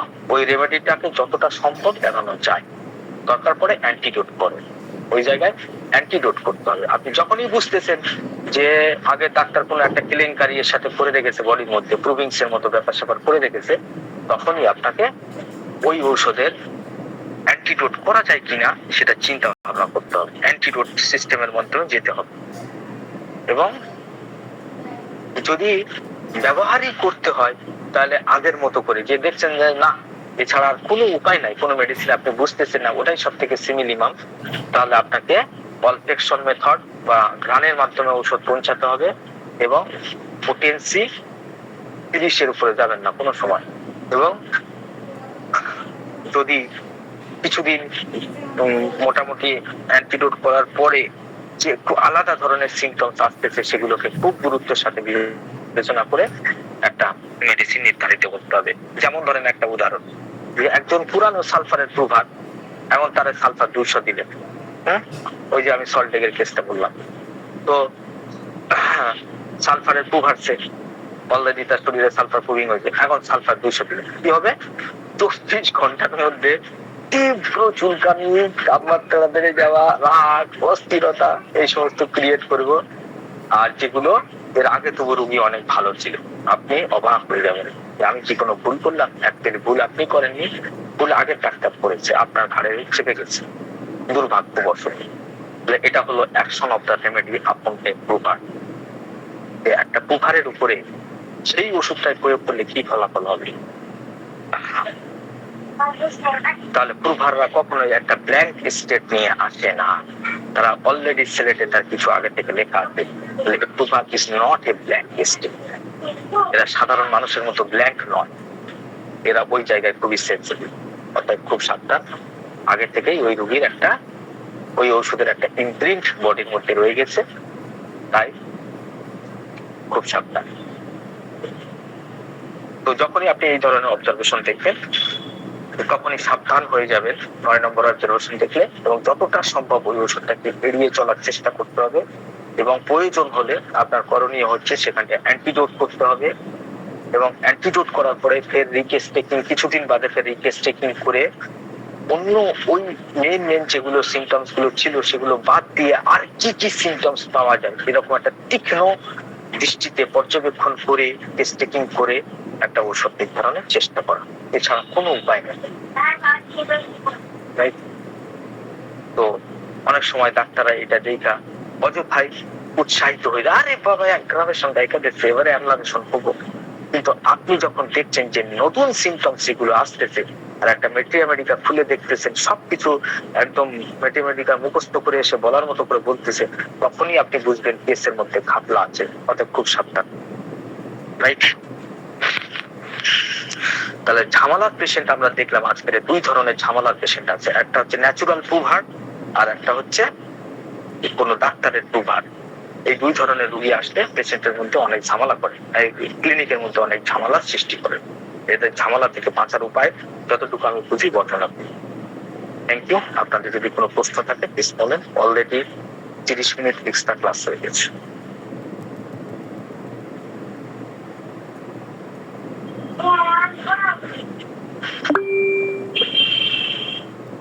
হ্যাঁ, একে একে আমাকে বলেন আপনার প্রশ্ন।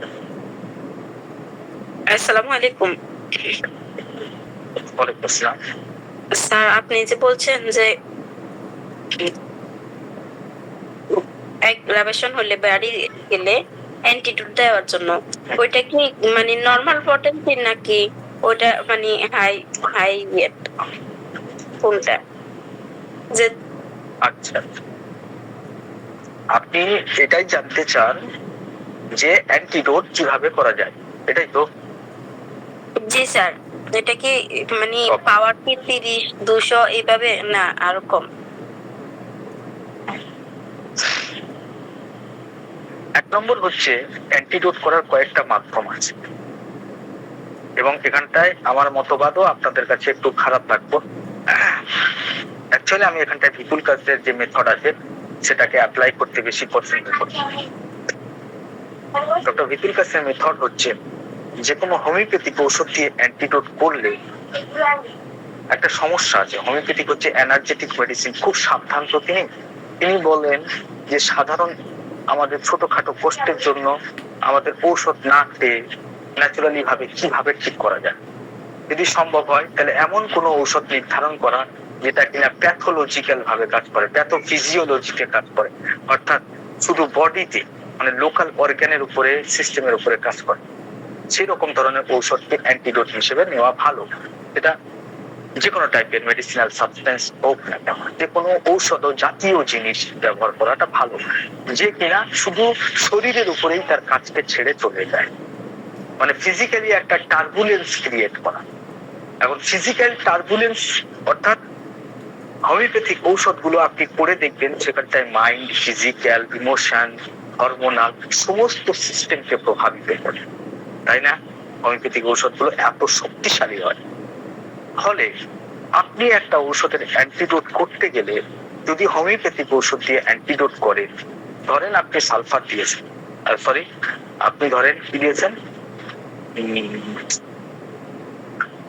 ধরেন আপনি ওভারডোজ করে ফেলেছেন লাইকোপোডিয়াম, বারবার রিপিটেশন দিয়ে ফেলেছেন।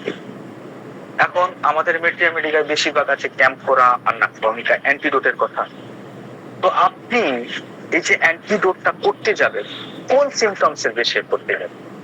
ক্যাম্পোরার কটা সিমটমস প্রকাশ হয়েছে? হোমিওপ্যাথি ওষুধ দিতে গেলেই তো আপনার সিমিলিমাম সবার প্রথমে মাথার মধ্যে ক্লিক করবো, সিমিলিমাম হইতে হবে। সেটা তাহলে লাইকোপোডিয়াম দেওয়ার পরে যে সিমটোলজি আসতেছে, হ্যাঁ, সেই সিমটোলজি তো অস্থায়ী, যেটা না কোনো সময় বডি থেকে বেরিয়ে যাবে।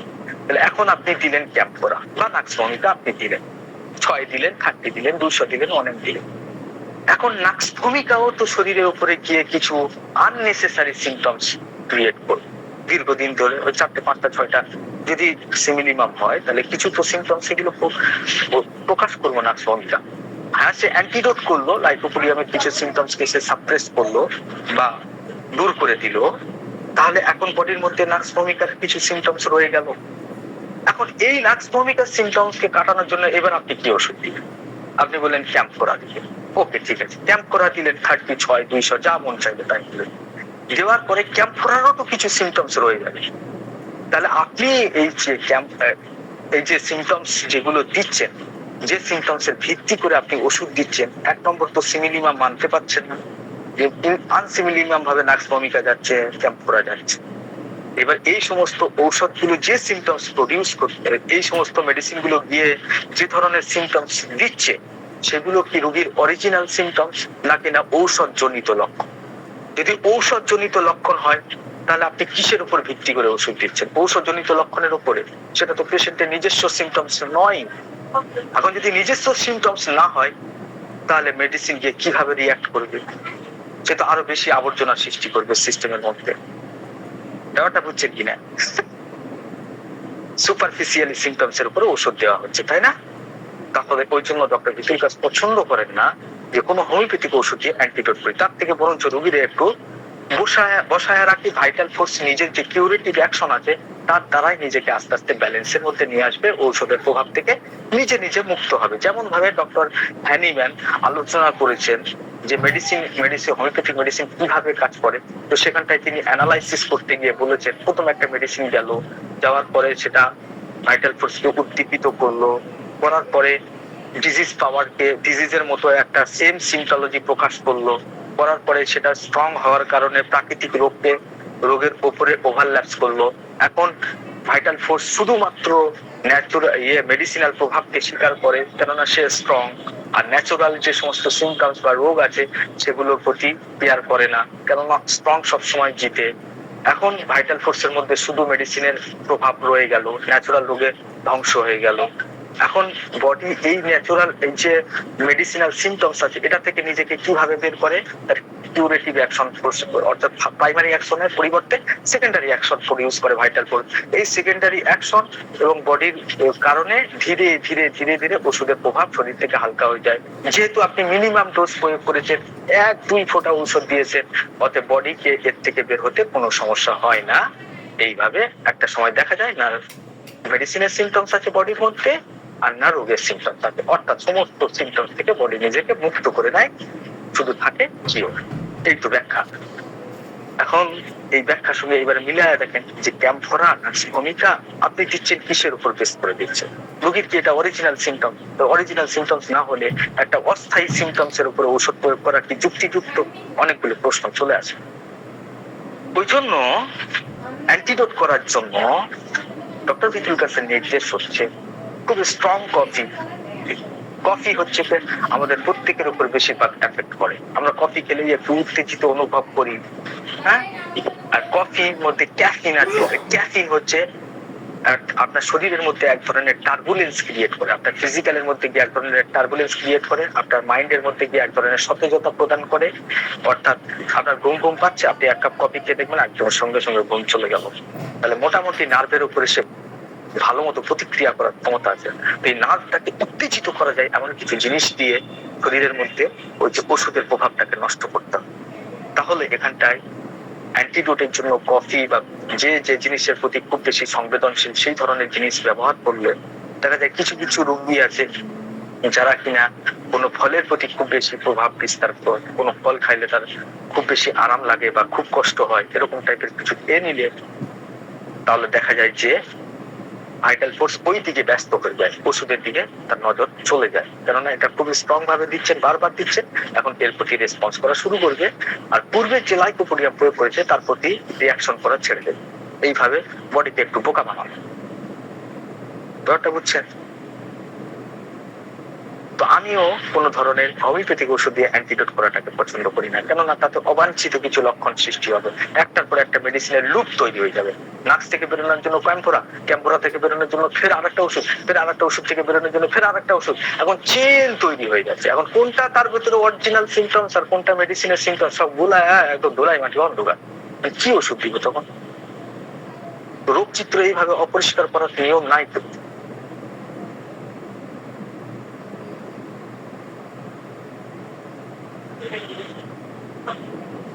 ব্যাপারটা বুঝছেন? এগুলো বুঝতে গেলে আরেকটু সময় লাগবে, আরেকটু অর্গানানো স্টাডি করা লাগবে। আমাদের অর্গানানো ক্লাস হবে, তখন আমরা এই ব্যাপারগুলো ভালো করে বুঝবো। যদিও ডক্টর হ্যানিম্যান অ্যালাউ করেছেন যে অ্যান্টিডোট প্রয়োগ করা যায়, এবং ডক্টর ল্যাক ডি তিনিও কিন্তু হোমিওপ্যাথিক ঔষধ দিয়ে অ্যান্টিডোট করা যায়, এবং সেখানে একটা সুষম ব্যাখ্যা দিয়েছেন। যে ব্যাখ্যাগুলো আমরা পড়বো তখন আমাদের অ্যান্টিডোট নিয়ে বিস্তারিতভাবে ক্লাস হবে।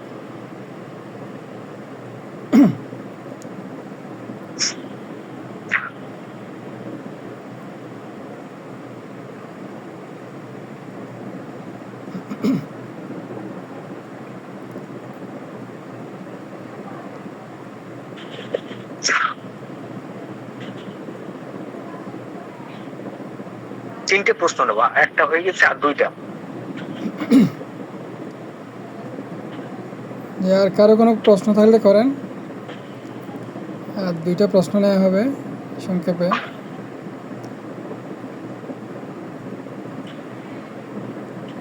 এবং আজকের সাবজেক্টের সঙ্গে রিলেটেড।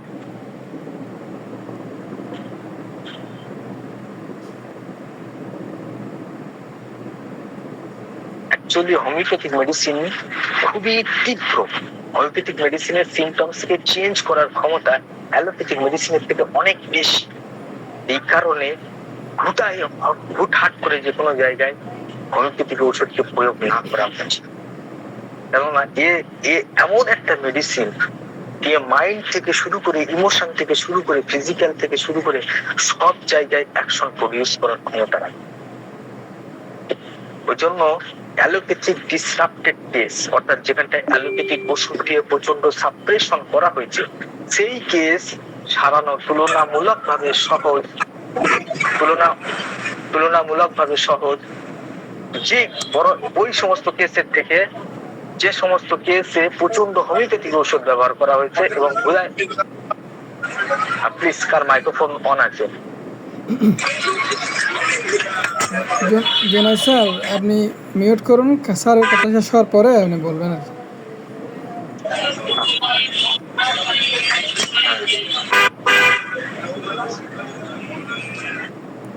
তো তুলনামূলকভাবে যে সমস্ত কেসে প্রচন্ড হোমিওপ্যাথিক ঔষধ ব্যবহার হয়েছে, সেই কেসগুলো হোমিওপ্যাথি ডাক্তারদের পক্ষে সারানো খুবই কঠিন ব্যাপার, খুবই কঠিন ব্যাপার।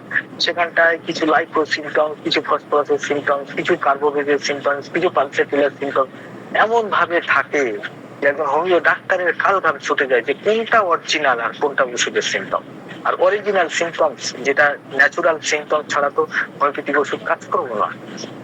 সমস্যা হচ্ছে এই জায়গায় যে সিমটমস ক্লিয়ার না থাকলে হোমিওপ্যাথিক ডাক্তারের পক্ষে কাজ করা খুব মুশকিলের ব্যাপার। সে সিমিলিমাম পর্যন্ত পৌঁছতেই পারবে না। সিমটমসই হচ্ছে একমাত্র সাহারা যার মাধ্যমে একজন ডাক্তার একটা হোমিওপ্যাথিক ঔষধকে সিলেকশন করতে পারে। আর সেই জায়গায় যদি প্রচন্ড ঘাবলা থাকে, চচ্চড়ি থাকে, তাহলে তো কেস গেল পানিতে।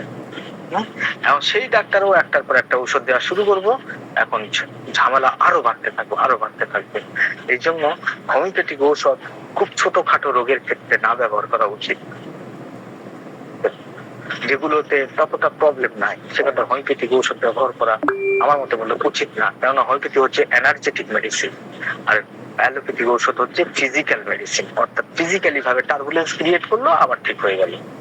ওর প্রভাব শরীরের মধ্যে অত রয়ে যায় না যেমন ভাবে হোমিওপ্যাথির প্রভাব। আপনি চিন্তা করতে পারেন, আর্সেনিকাম একটা রোগীকে নেট্রামিওর 1M দিয়েছিলাম, ওই 1M দেওয়ার পরে মেডিসিন তো 1 সেকেন্ডের জন্য কাজ করে, মিনিট অফ সেকেন্ডের মধ্যে ভাইটাল ফোর্স উত্তেজিত করে, রিয়াক্ট করে ভাইটাল ফোর্সের মধ্যে গিয়ে ভাইটাল ফোর্স এবার বাকি সব ডিস্টারবেন্সকে আস্তে আস্তে ব্যালেন্সে নিয়ে আসে। তো নেট্রামিওর একটা রুগীতে দিয়েছিলাম, 3 বছর পরে ফের নেট্রামিওর রিপিটেশন হয়েছে। মাঝখানের সময়ে ওই হালকা নেট্রামিওর 1M এর একটা ডোজ তার ভাইটাল ফোর্সকে এমন ভাবে স্টিমুলেট করেছে, এমন ভাবে উদ্দীপিত করেছে, এমন হিলিং ক্রাইসিস ক্রিয়েট করেছে, আস্তে আস্তে সিস্টেম ঠিক হতে হতে হতে হতে হতে হতে চলে গেছে 3 বছর, তারপর ফের এক ডোজ রিপিটেশন হয়েছে। তাহলে দেখেন হোমিওপ্যাথিক ঔষধ কতটা ভাবে কাজ করে। অযথাই যেখানে কোনো ঔষধ বুঝছেন না, হট করে একটা মেডিসিন দিই তারপরে দেখে বিসমিল্লাহ বলে পরে দেখতেছে, এরকম কাজ করবেন না। হোমিওপ্যাথিক ওষুধ হচ্ছে খুবই খুবই স্ট্রং ঔষধ, ভাইটাল ফোর্সের উপরে গিয়ে কাজ করে, শরীরের সেন্টারের উপরে গিয়ে কাজ করে। ওই জন্য অযথায় অকারণে হোমিওপ্যাথিক ঔষধের রিপিটেশন দিবেন না বডির মধ্যে। যেটা আমি বুঝি সেটা বলতেছি। হ্যাঁ জুনাইদ ভাই বলেন প্লিজ। জুনাইদ ভাই আগে হাত তুলেছিলেন। Sir thank you sir. না স্যার আমার কোনো প্রশ্ন নেই স্যার, কিন্তু স্যার ওই যে আপনাকে ধন্যবাদ দেওয়ার জন্য, যেটা ওই আসলে আমরা যে অ্যান্টিডোট ব্যবহার করি, আমার জানা ছিল না আসলে অ্যান্টিডোট এইভাবে কাজ করে এইটা স্যার। থ্যাংক ইউ স্যার, আমি আজকে জানতে পারলাম। Okay sir. এটা আমার কথা নয়, ডক্টর বিতুল কাছে এই কথাটা বলে থাকেন। আর আমি ভেবে দেখছি এটা অনেক বেশি যৌক্তিক বা লজিক্যাল লাগতেছে। আমি ওষুধ দিচ্ছি কিসের উপর ভিত্তি করে ওষুধ দিচ্ছি, আর এই যে একটা অ্যান্টিডোট ব্যবহার করছি, এটাকে কাটানোর জন্য আর কি অ্যান্টিডোট ব্যবহার করবে? তাহলে কি রোগীর মূল ট্রিটমেন্ট ছাড়া দিয়ে শুধু অ্যান্টিডোটের পর অ্যান্টিডোট করতেই থাকবো? এটা কোনো প্রসেস?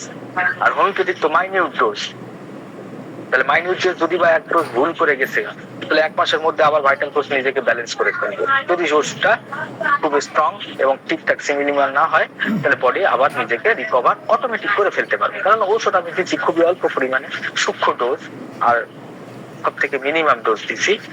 হ্যাঁ, ওষুধের পরিমাণও সেখানে খুবই কম গেছে, তাহলে ভাইটাল ফোর্স ফের আবার ব্যালেন্স হয়ে যাবো, অটোমেটিকলি ব্যালেন্স হয়ে যাবো। তাহলে সেখানটা কিছু না করাই ভালো, বরঞ্চ একটু ফিজিক্যালি সাহারা নিলাম, কপি টপি হ্যানো, এগুলোর স্ট্রং প্রভাব নার্ভের উপরে প্রভাবের কারণে আস্তে আস্তে ওষুধ ডিসেন্সিটাইজ হয়ে যায় বডি, ওই ওষুধ থেকে আস্তে আস্তে নিজেকে সরিয়ে ফেলে। এখন সে রোগ চিত্র আগের মতো উপস্থিত হলো, এবার আমার ওষুধ দেওয়া খুব সোজা ব্যাপার। আমি ভুলটা করেছিলাম, ভুলটা সংশোধন করার তাকে সুযোগ পাই গেলাম। তো মাঝখানে যদি না ক্যাম্প করা এই সমস্ত ওষুধ ঢুকে যায়, ক্ষেত্রে সমস্যা ক্রিয়েট হয়ে গেল। পরিচ্ছন্ন সিমটমস কোথায় পাবো? আর পরিচ্ছন্ন সিমটমস বা পরিষ্কার রোগ চিত্র ছাড়া হোমিওপ্যাথিক ওষুধ প্রেসক্রিপশন করা অসম্ভব ব্যাপার। এই কারণে জাস্ট কারণটা বুঝে রাখবেন, যে কি বলতেছে সেটা গুরুত্বপূর্ণ নয়, কিন্তু কি কারণে দিব না, যে আমার ঔষধের রোগীর মধ্যে ওষুধের পিকচার যেন ক্লিয়ার থাকে, কোনোভাবে যেন সেখানটায় ভিজি হজবরল যত কম থাকবে তত ভালো, তত আমার পক্ষে কাজ করার সুবিধা। এইটাকেই মাথায় রেখে অ্যান্টিডোটের চিন্তা করা উচিত। ওষুধ চিত্র না থাকলে আমরা কি করবো? আমাদের কিচ্ছু করণীয় নাই, চুপচাপ বসে বসে ঘাস কাটা ছাড়া। ওষুধ চিত্র নাই, লাইকোপোডিয়ামের চিত্র নাই, তো আমি লাইকোপোডিয়াম দিয়ে কি করবো? ওরাই তো পেরেশান হবো আর রোগীরও পেরেশান করবো।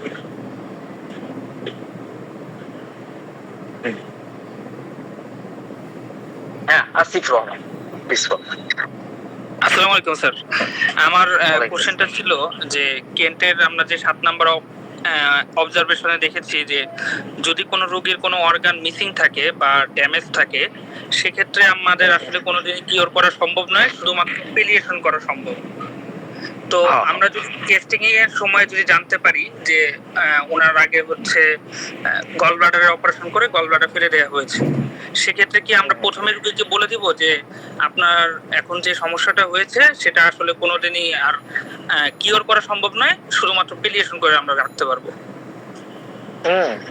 এটা তো বুদ্ধিমানের কাজ। তো এটা আগে থাকতে বলে দেওয়াই ভালো, কেননা হোমিওস্ট্যাসিস বলে একটা জিনিস আছে, যে শরীর একটা সুষম ব্যালেন্সের মধ্যে চলতে থাকে। সেই ব্যালেন্সটা একটা অর্গান, ব্লাডার বলেন, গল ব্লাডার যখন চলে গেল বডি থেকে, এখন গল ব্লাডারের কাজটা কে করে দেবে?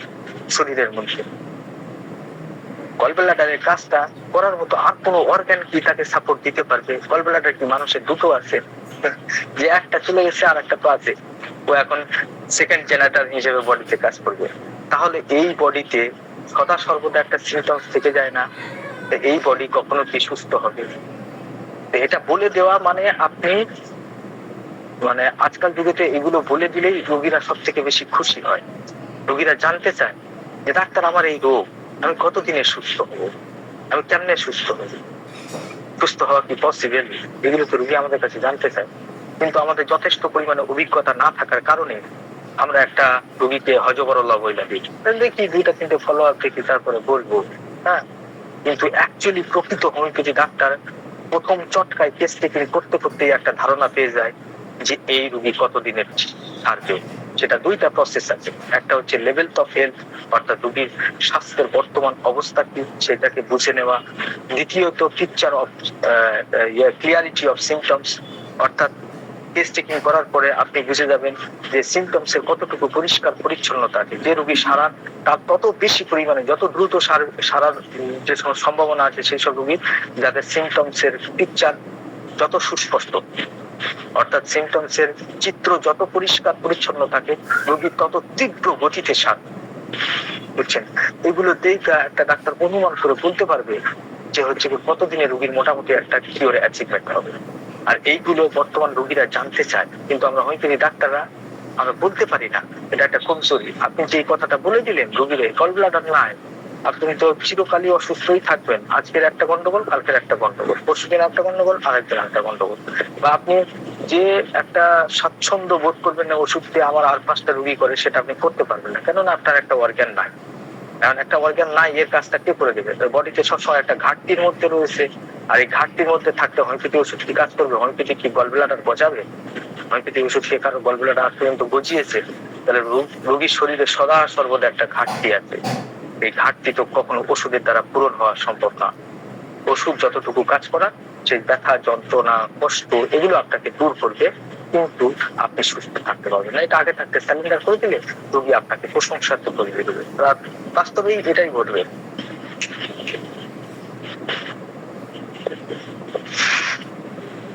স্যার, এটা কি যে কোনো রোগের ক্ষেত্রে এটা হইতে পারে? মানে ক্রনিক কেস, যে সেই রোগটা সারবে না, অথবা একটার পর একটা লাগাতার রোগ আসবে তার তখন? না, সেটা যদি কোনো ভাইটাল অর্গান হয়, ধরেন একটা আঙ্গুল কেটে বাদ গেছে, সেই ক্ষেত্রে কি এটা হবে? সেক্ষেত্রে তার কাজের মধ্যে কিছু ঘাটতি থাকবে, সে কিছু কাজ সে সুস্পষ্টভাবে করতে পারবে না। হ্যাঁ, তো সেক্ষেত্রে দেখতে হবে যে অর্গানটার কাজ কি ছিল।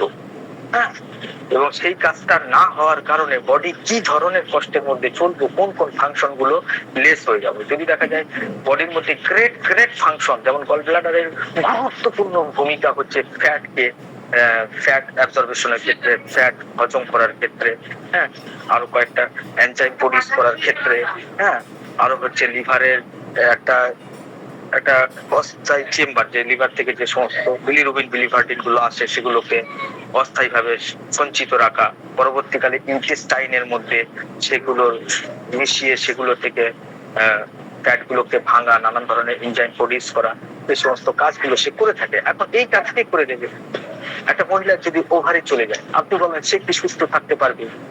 কেননা ওভারির কাজ কি শুধুমাত্র হচ্ছে যে ওভালিউশন ঘটানো সেটুকুই কাজ, নাকি আরো অনেক এন্ডোক্রাইন সিস্টেম ওভারিকে কেন্দ্র করে গড়ে উঠেছে? না, তাহলে পুরো এন্ডোক্রাইন সিস্টেম প্রবলেমের মধ্যে থাকবে। একটা মানুষের যদি এন্ডোক্রাইন সিস্টেম প্রবলেম থাকে, তাহলে ফের পরবর্তীকালে সেখানে ইমোশনালি প্রবলেম দেখা দেয়। এখন একটা রোগী যদি ইমোশনাল এবং এন্ডোক্রাইন এবং ওভারি এই তিনটি এক্সিসের মধ্যে প্রবলেম থাকে, এই রোগী কি কখনো ভালো থাকতে পারবে? আপনি বলেন এবার। বুঝতে হবে যে কোন অর্গানটা গেছে, ব্যাপারটা বুঝছেন? জি স্যার, ক্লিয়ার। আর অ্যাপেন্ডিক্স যে একটা অপারেশন করে, এটা তো একটু অর্গান হলো স্কেলেটে, এই সেই ক্ষেত্রে স্যার আপনার কোনো রোগী আছে নাকি যে কোনো এটার রেজাল্ট কিরকম আছে, এটা যদি একটু বলতেন, মানে তাদের প্রতিক্রিয়া মেডিসিন আছে? না, অ্যাপেন্ডিক্সে তো অতটা সমস্যা হয় না। অ্যাপেন্ডিক্স তো বডির মধ্যে অতটা রোল ফাংশন আদায় করে না, কিন্তু কিছু স্টুল জাতীয় সমস্যা বা অ্যাবডোমেনের কিছু সমস্যা তার মধ্যে থাকতেই পারে। সদা সর্বদা সেগুলো খুব একটা বড় ধরনের হয় না।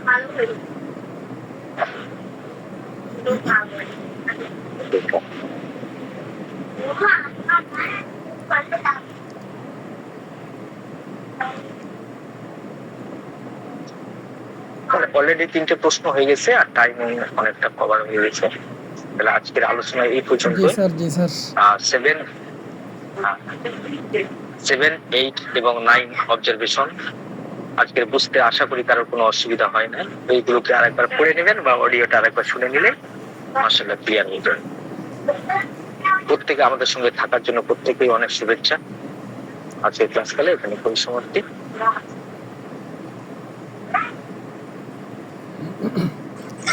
স্যার আপনাকে অনেক ধন্যবাদ স্যার, কষ্ট করে যে আমাদের সমৃদ্ধ করলেন, আপনাকে স্যার অনেক ধন্যবাদ। তার অগ্রিমীদের শুভেচ্ছা রইল, ঈদ মোবারক। প্রত্যেকের ঈদের শুভেচ্ছা রইল, ঈদ মোবারক।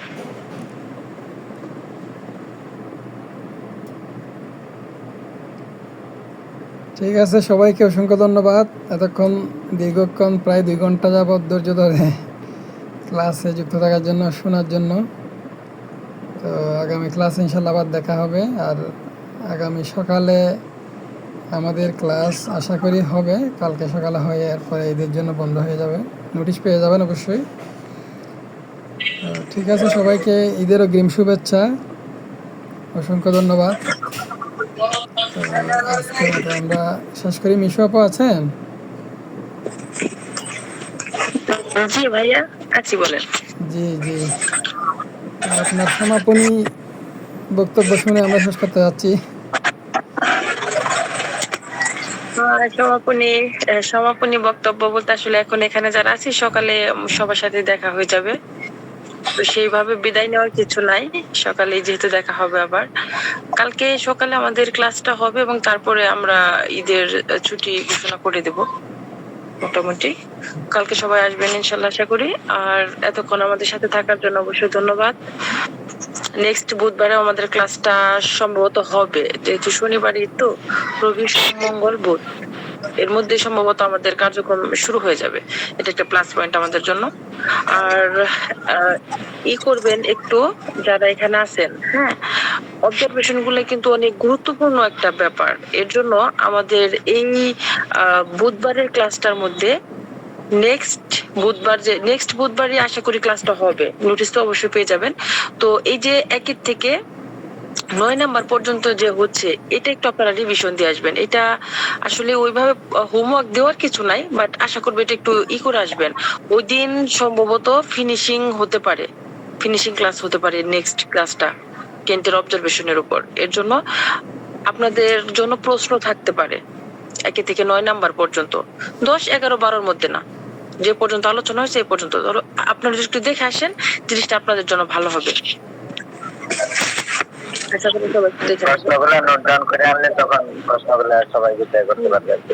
যেহেতু এটা এখানে চলে গেলে আর এটা কিন্তু পাবেন না, হ্যাঁ, সেক্ষেত্রে আগের সূত্রগুলা একটু দেখলে, হ্যাঁ, তাহলে কিন্তু অনেক প্রশ্ন আসতে পারে। আর এখানে লাস্ট ফিনিশিং এর দিন 2-1টা কোশ্চেন আপনাদের জন্য চলে যেতে পারে। এর জন্য এটা একটু রিভিশন দিয়ে আসবেন আপনারা, এটা আপনাদের কাছে একটা রিকোয়েস্ট।